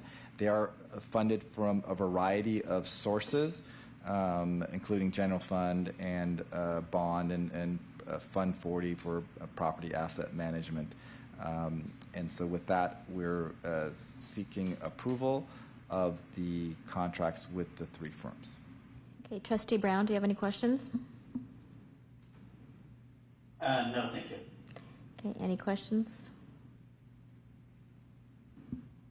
Trustee Maher? When I look at the amount, that's up to, correct? Correct. Okay. We had to go above last year, didn't we, in a couple of these areas? We try to look at historical and what's coming. If there's any, for example, a particular year, again, when we did the boundary or we had a bond or something, sometimes there affects it if there's a particular case. So we're basing this on what we can foresee, but there might be certain activities that may occur, and if that happens, we'd come back to the board to seek additional. Just off the top of your head, is this less than what we've used in years past, or about the same? It's close to, I think, we have done a pretty good job in the last few years to kind of manage those costs, so it's on the lower average of the last 3 years. Thank you. Trustee McCaughey? So I wanted to thank staff for answering some of the questions I'd asked in the Q&A in advance. So the 3Fs we've used for the last 10 years, it looks like we started contracting with them in 2013, 2014. Is that correct? That's correct. And that's the significant amount of our costs. So I guess my question is, who's their primary competitor? Well, all three firms, Lozano Smith, 3F, I think we had another firm. They all provide services in these areas. It's a matter of, experience in terms of who we've worked with. I'm going to kind of defer to Mr. Dialaza, who does quite a bit of work with special ed and student services in that area with 3F. So I guess my point is that I really would like the district to be looking at some other companies besides the 3Fs. If we've been using them for 10 years, I'm sure they have a great reputable reputation, but when was the last time that we seriously looked at other vendors or partners besides that company? So we did the RFP process 2 years ago. So in the coming year, we'll be going out for another RFP process. We usually do it every 3 to 4 years. Okay. Well, I know that the district has worked hard to bring down some of those costs, but it continues to be very, very high with the legal actions that the district has to take care of. It's been a consistent challenge since I've been on the board. And I know that there's been improvements, but this is definitely an area of need, and I think that we need to vet some other companies, legal firms, to make sure we're doing our due diligence. Okay, I'm looking for a motion. Make a motion that we approve the 3 agreements for legal services for 24-25 fiscal year as specified below, which is Dennis, Walliver, Kelly, Fagan, there are 3Fs, and Lozano Smith. I will second it. Trustee Brown? Aye. Okay, the motion passes 4-0. Okay, report, discussion, and possible action on the delegation of authority for the multi-trade contracting for the interim housing at Village High School. Oops. Sorry. Okay. Oops. Man, I'm stumbling up here. Good evening, Board of Trustees, Superintendent Dr. Haglund, Cabinet, and the community. Well, not only will I be saying goodbye to Dr. Haglund in his retirement, but as you probably already know too, I'm going into a semi-retirement myself and will be leaving the district. So unfortunately, it's bittersweet for me and I hope for you, but I look forward, my wife and I have been wanting to go to the East Coast and live out there and live near the beach and in the same rough latitude. So we're very pleased on that. I honestly will miss everyone here. David, you've given such guidance through all this time. You were part of my hiring process. You believed in me and tolerated me too. And so hopefully tonight I don't do something bad enough to where I get the stink eye, but so I just did. But okay. I am going to truly miss this district. I mean, I am so attached to these projects, and I'm going to try to stick around through other consultants and stuff the best I can. You might see me pop up in a virtual meeting or something in the selection process or helping the district out in one way or another. These are career highs for me. This has really, really been an enjoyable experience, and thank you, Ahmad, and thank you all of you. And it's nice. I'm gonna miss your fanny pack too, dude. So, but let me finish my agenda item before 5 minutes because I don't want to go any farther than that. I have a strict rule by many people. Yes. So the first step of the Educational Options Center is underway, and it's the portable classrooms, and it's making the temporary campus that we need to do for the full-on Education Options Center. The remaining interim housing project consists of the remodeling of the Building 400 and of the old district office, Building K. The project was bid in multiple packages, 4 packages, last week on Thursday, the 20th. And between those 4 packages, a few of them were over budget, a few of them were about on target. However, the overall was that it was over the budget by a few $100,000. The current plan is to adjust the scope of work and rebid the project in multiple packages again. We've already talked to Heather Piera and the team and came up with strategies to still partially occupy and still get scopes of work done. The portables will be occupied on schedule. The adult transition program is planned to be occupied on schedule, and the admin areas and probably the culinary will take another few months into it, possibly into the December timeframe. And so they'll all be on campus. We'll get everyone off of the hillside from all those other buildings. Horizon will stay, but they have their own access up there, and the buildings are safe. So that is the goal, and I know that was our marching orders, and we've just had some issues during the bidding process. Tonight we are requesting a delegation of authority. It is at the amount of $700,000. It'll very likely be under that, and this is the reason because the school district, the board does not have a board meeting in July, as you know. So we'll be bringing back those contracts to the August, one of the meetings in August, and it will be by my successor, Aaron Kale, who you've very wisely accepted as my successor. You are going to be in very, very good hands. I have worked with him for over 3 years in another district in this capacity and in his capacity. You will be very well served. I will miss all of you, but I'm going to go to the recommended action under 5 minutes, I think. The administration recommends the board approve the one-time delegation of authority for the the superintendent or the assistant superintendent of business to enter into multiple contracts at the Village Interim Housing Remodel Project. Okay, Trustee Brown, do you have any questions? I'm going to slip in a comment. I drove by the old district office and was pleased to see things taking shape there, and I'm really sad to see you go as well, John. You stick around with us still, but your items are always at the back end of the agenda, and you stick around with us. You always make us smile, and you've worked really, really hard on behalf of the district and on behalf of the students in the district. So I just wanted to add my thanks and gratitude for all your hard work all this time. And so you're more than welcome to come back and pop up anytime, and hope that you come by and see some of the completed buildings that are going to come about because of all your hard work over the years. I absolutely will be back to see. Trustee McCaughey? No questions, but definitely seems just like yesterday where I was seeing you on Zoom when I first came in office in 2020.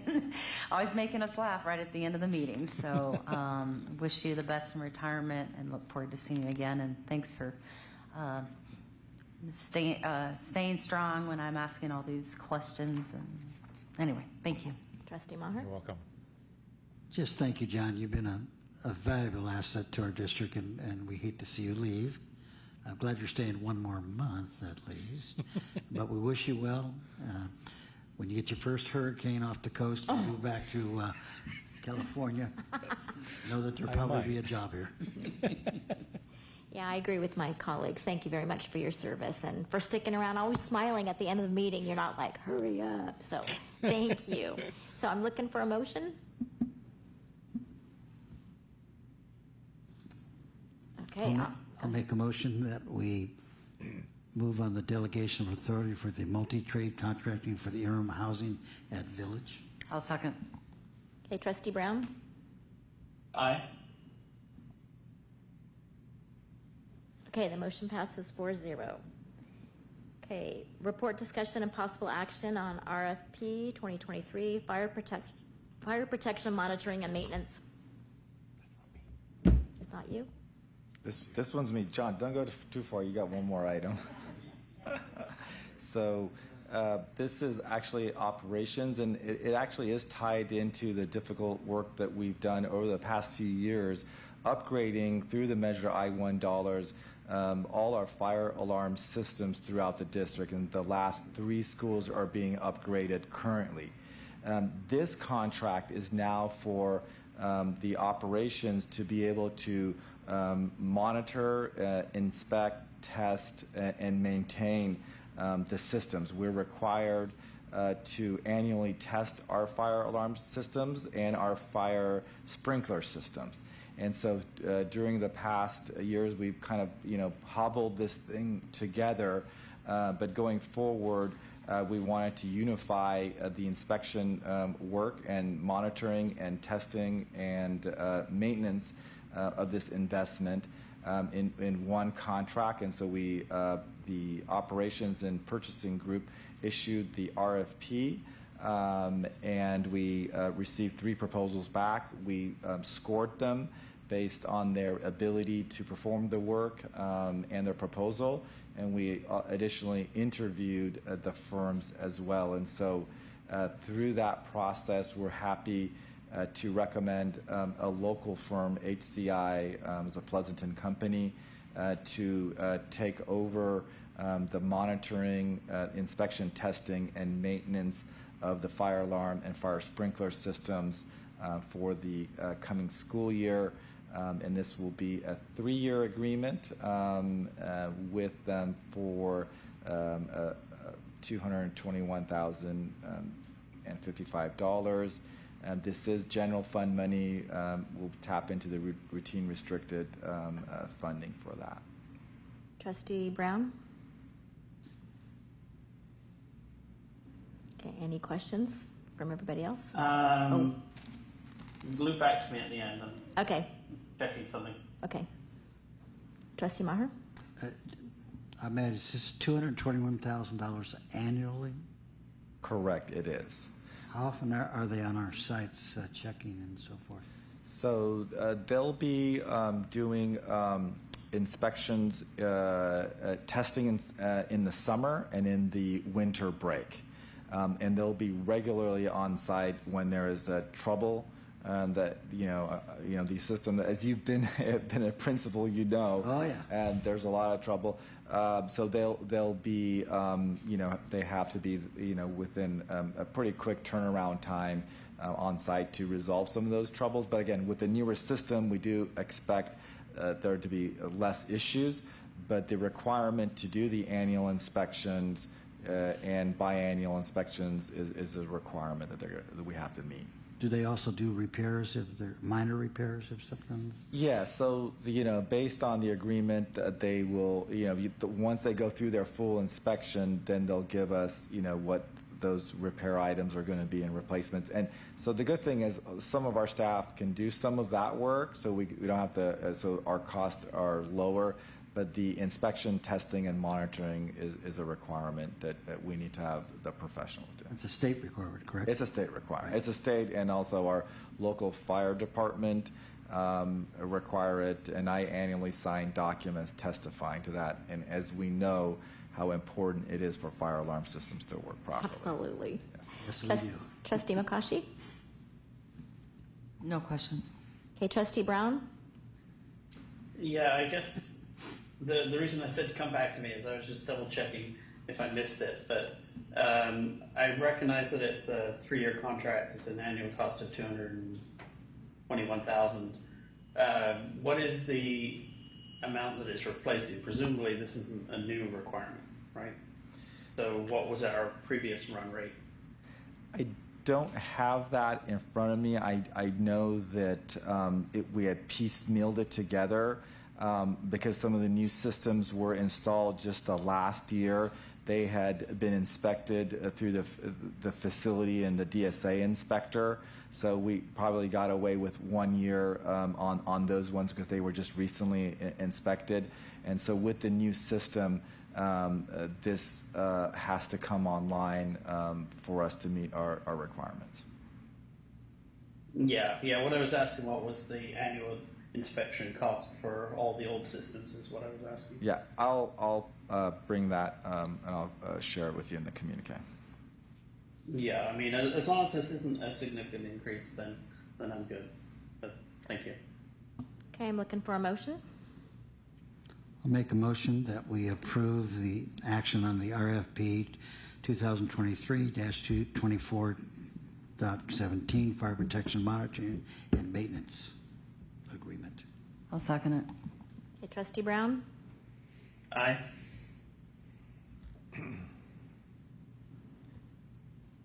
Okay, the motion passes 4-0. O, report discussion and possible action on the contract with DSK Architects for the adult education and TV 30 improvements in the new district office. Okay, my final agenda item tonight and here.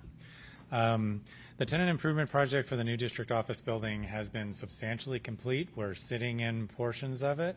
The set 2-story building is substantially complete. The next step is to move the adult education program over here along with TV 30, not just their satellite and their viewing capabilities and all of that that's going on now, but their headquarters all in the back area over here. That was originally the plan. Unfortunately, budgetary issues didn't allow it at the first phase, and so now we're coming back to do the second phase. This is for the design component. A construction component will come to the board at a later date.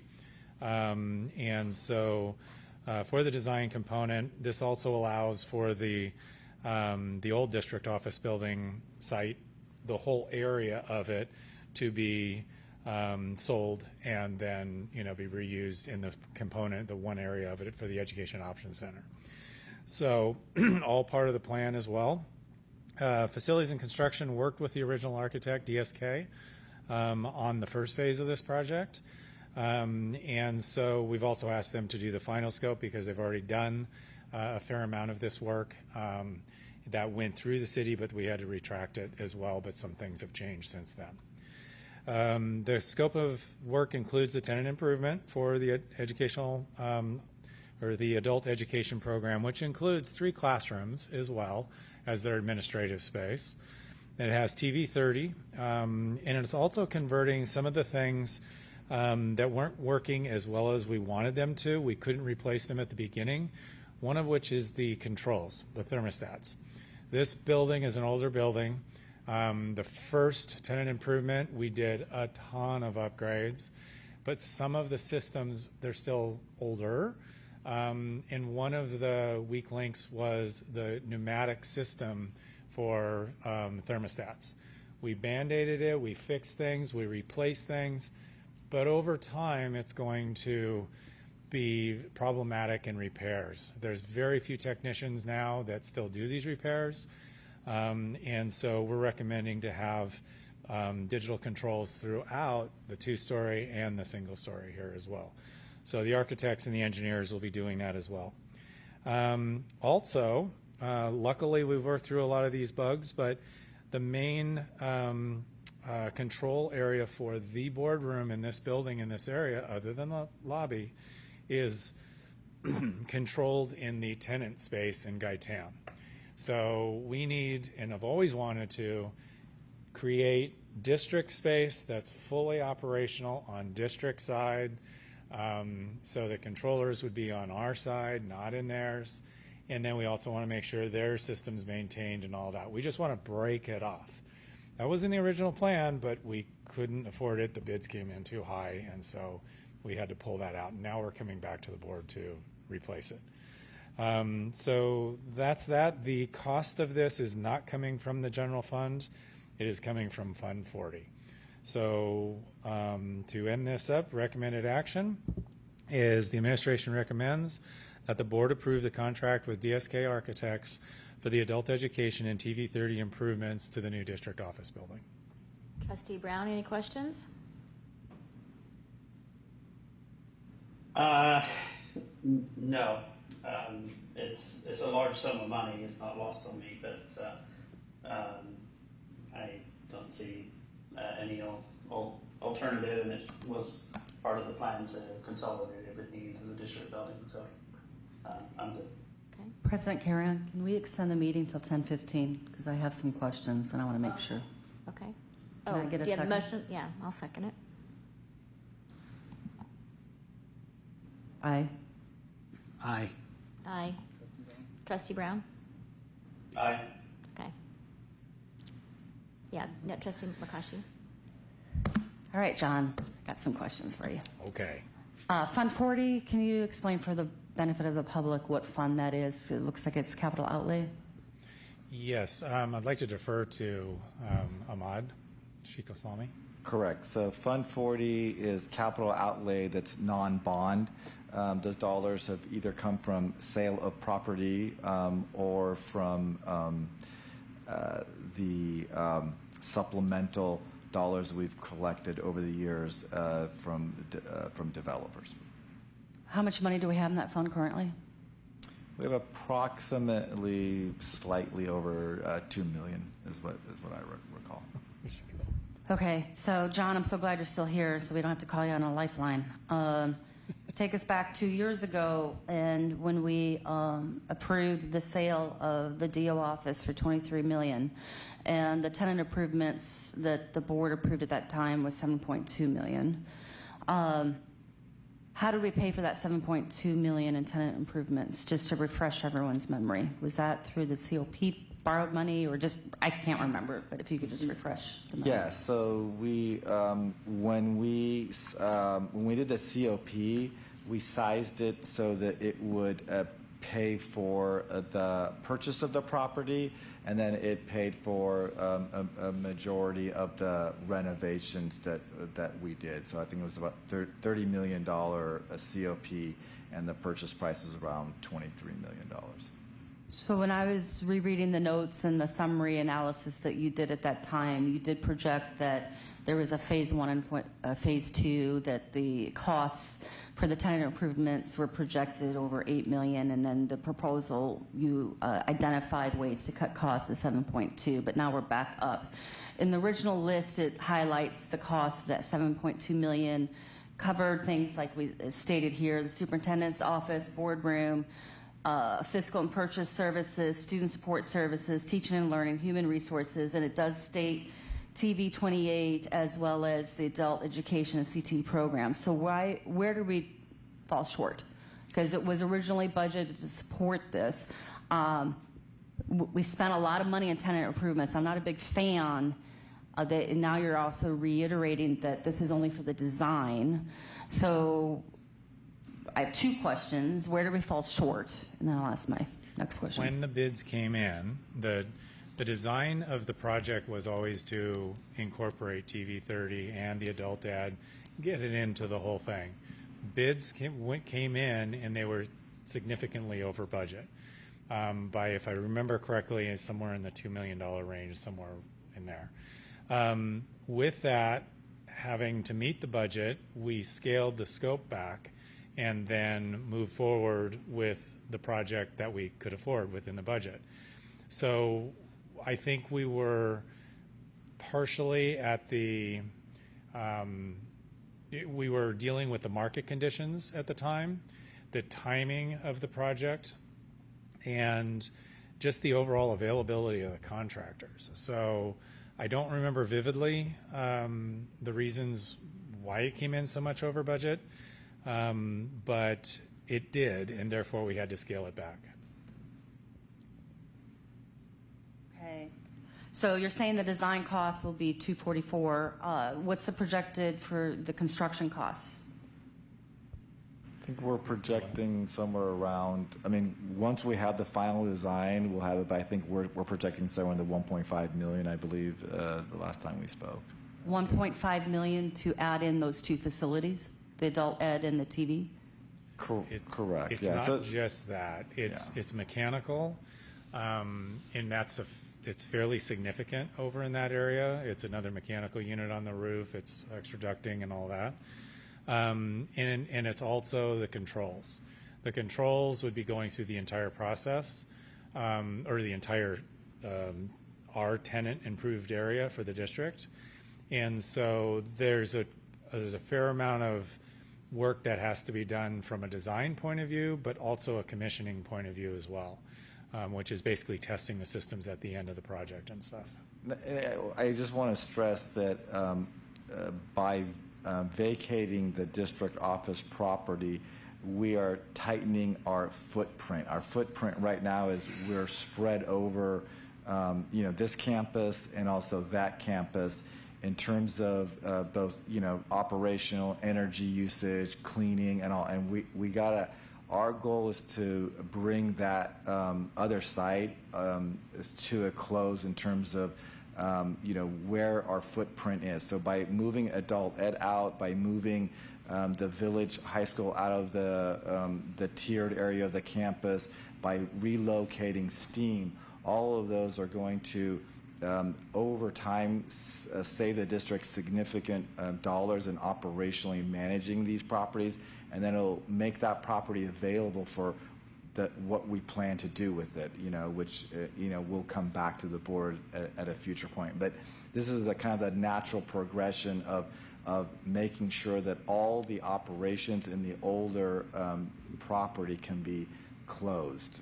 And so adult education and TV30 are out there as islands in that property right now. Okay, so if I do my math, the district's paid $7.2 million in tenant improvements, with $1.5 for construction, with another $2K for design. So that totals up to $8.9 million in tenant improvements, to something that just continues to add and add and add more cost. So the fact that I understand this is coming to the board for approval, it'll most likely be approved, but coming to the crux of originally why I did not approve the purchase of this particular property and taking a deeper dive look at our DO property, when don't have a plan yet or clarity on what we're doing with the DO property right now, I can't support this. But I would like to just state this. I respect that other trustees have different points of view, and I just want to state that this is my opinion, and I will support whatever the board approves. So thank you. Trustee Maher? Does Channel 30 add any funds to this at all, or is that? They will be doing their own tenant improvements within their space. We will be providing the shell space, in other words, the walls, the power to their space, some lighting, and not all of their lighting by any means. It's just a basic shell for them to move into. They have their own designers, and they're funding to do their portion of it, not the walls. I mean, as I look at the old district office, what will we save by moving that in insurance and you name it, Yeah, so I mean, as we make our footprint smaller, and our goal with the work that's ongoing is we're going to start to demolish what we can and take them out of service. And so again, you're talking about less custodial service, less energy usage, less gas, and all of those things that go along with it. So it's to our benefit to move expeditiously and to tighten that rather than be spread out over these areas. John, maybe I can ask you a question too. The bid that came in to do the culinary area and so forth at the old district office, and you're saying it was way over budgeted. How much over was it just for the little bit they were going to do? Cumulatively to the original budget was about $200,000. Over budgeted? Mm-hmm. When you added 4 of the bid packages together. And what was that just going to give us? We're not going to do it, but what was that going to give us? What, a stove? And it was going to be more than that. It was going to be not what a residential area would be. It would replicate what's in the modular building that's there now. Their stove, they wanted it to be with a bigger vent system. They wanted to move a few walls. There's some drainage that had to be saw cut into the floor. It was one of the more expensive areas to build into that space. The rest of the spaces were actually relatively minor. There were some walls that were being removed to create classrooms. But whenever you remove walls, you have fire alarm, you have lighting, you have HVAC, all of those things. Or you have mold and dry rot. And then there's always the unknowns too. But you have allowances in there for some of the unknowns, but you can't capture everything. It's an existing building. And as it is, we're going to be re-roofing a component of it as well. Thank you. Trustee Brown, any more questions? No, I'm good, thank you. I followed the discussion. Okay, I'm looking for a motion.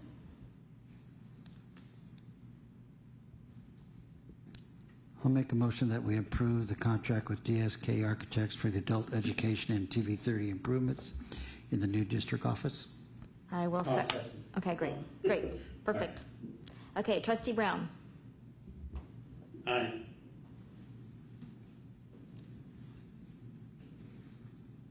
Okay, the motion passes 3-1. Okay, the last part of the agenda is board reports and requests. Trustee Brown, would you like to start?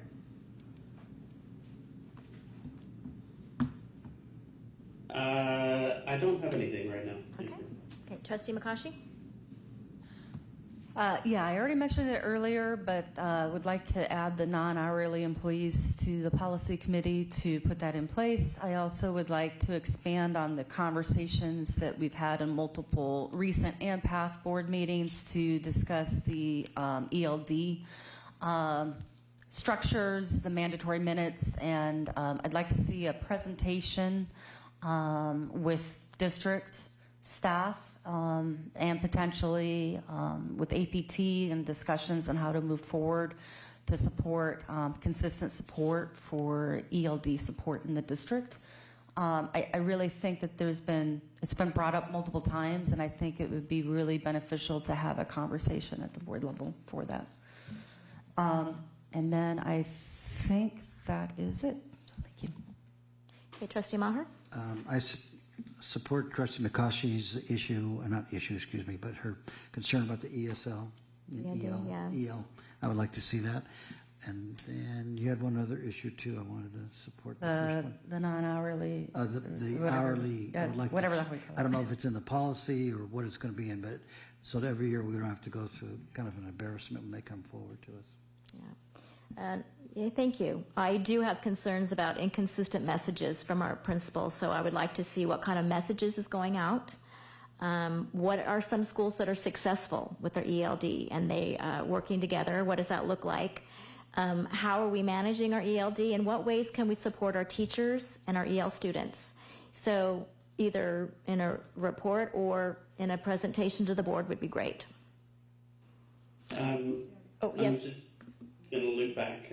Okay. So going back to the Prop 28, there were 6 schools that I identified as not having a complete plan for 24-25. I'll send the list of those 6 to staff, but I would request that either through a board communique or through an agenda item that we close the loop on make sure we've got a plan for those 6 schools. Okay, so that looks like we wrapped up our meeting. Dr. Haglund, we need your keys. Would you like to do the gavel for one last time? Sure, put your hand right now. We're done. We're done. Good night. Good night.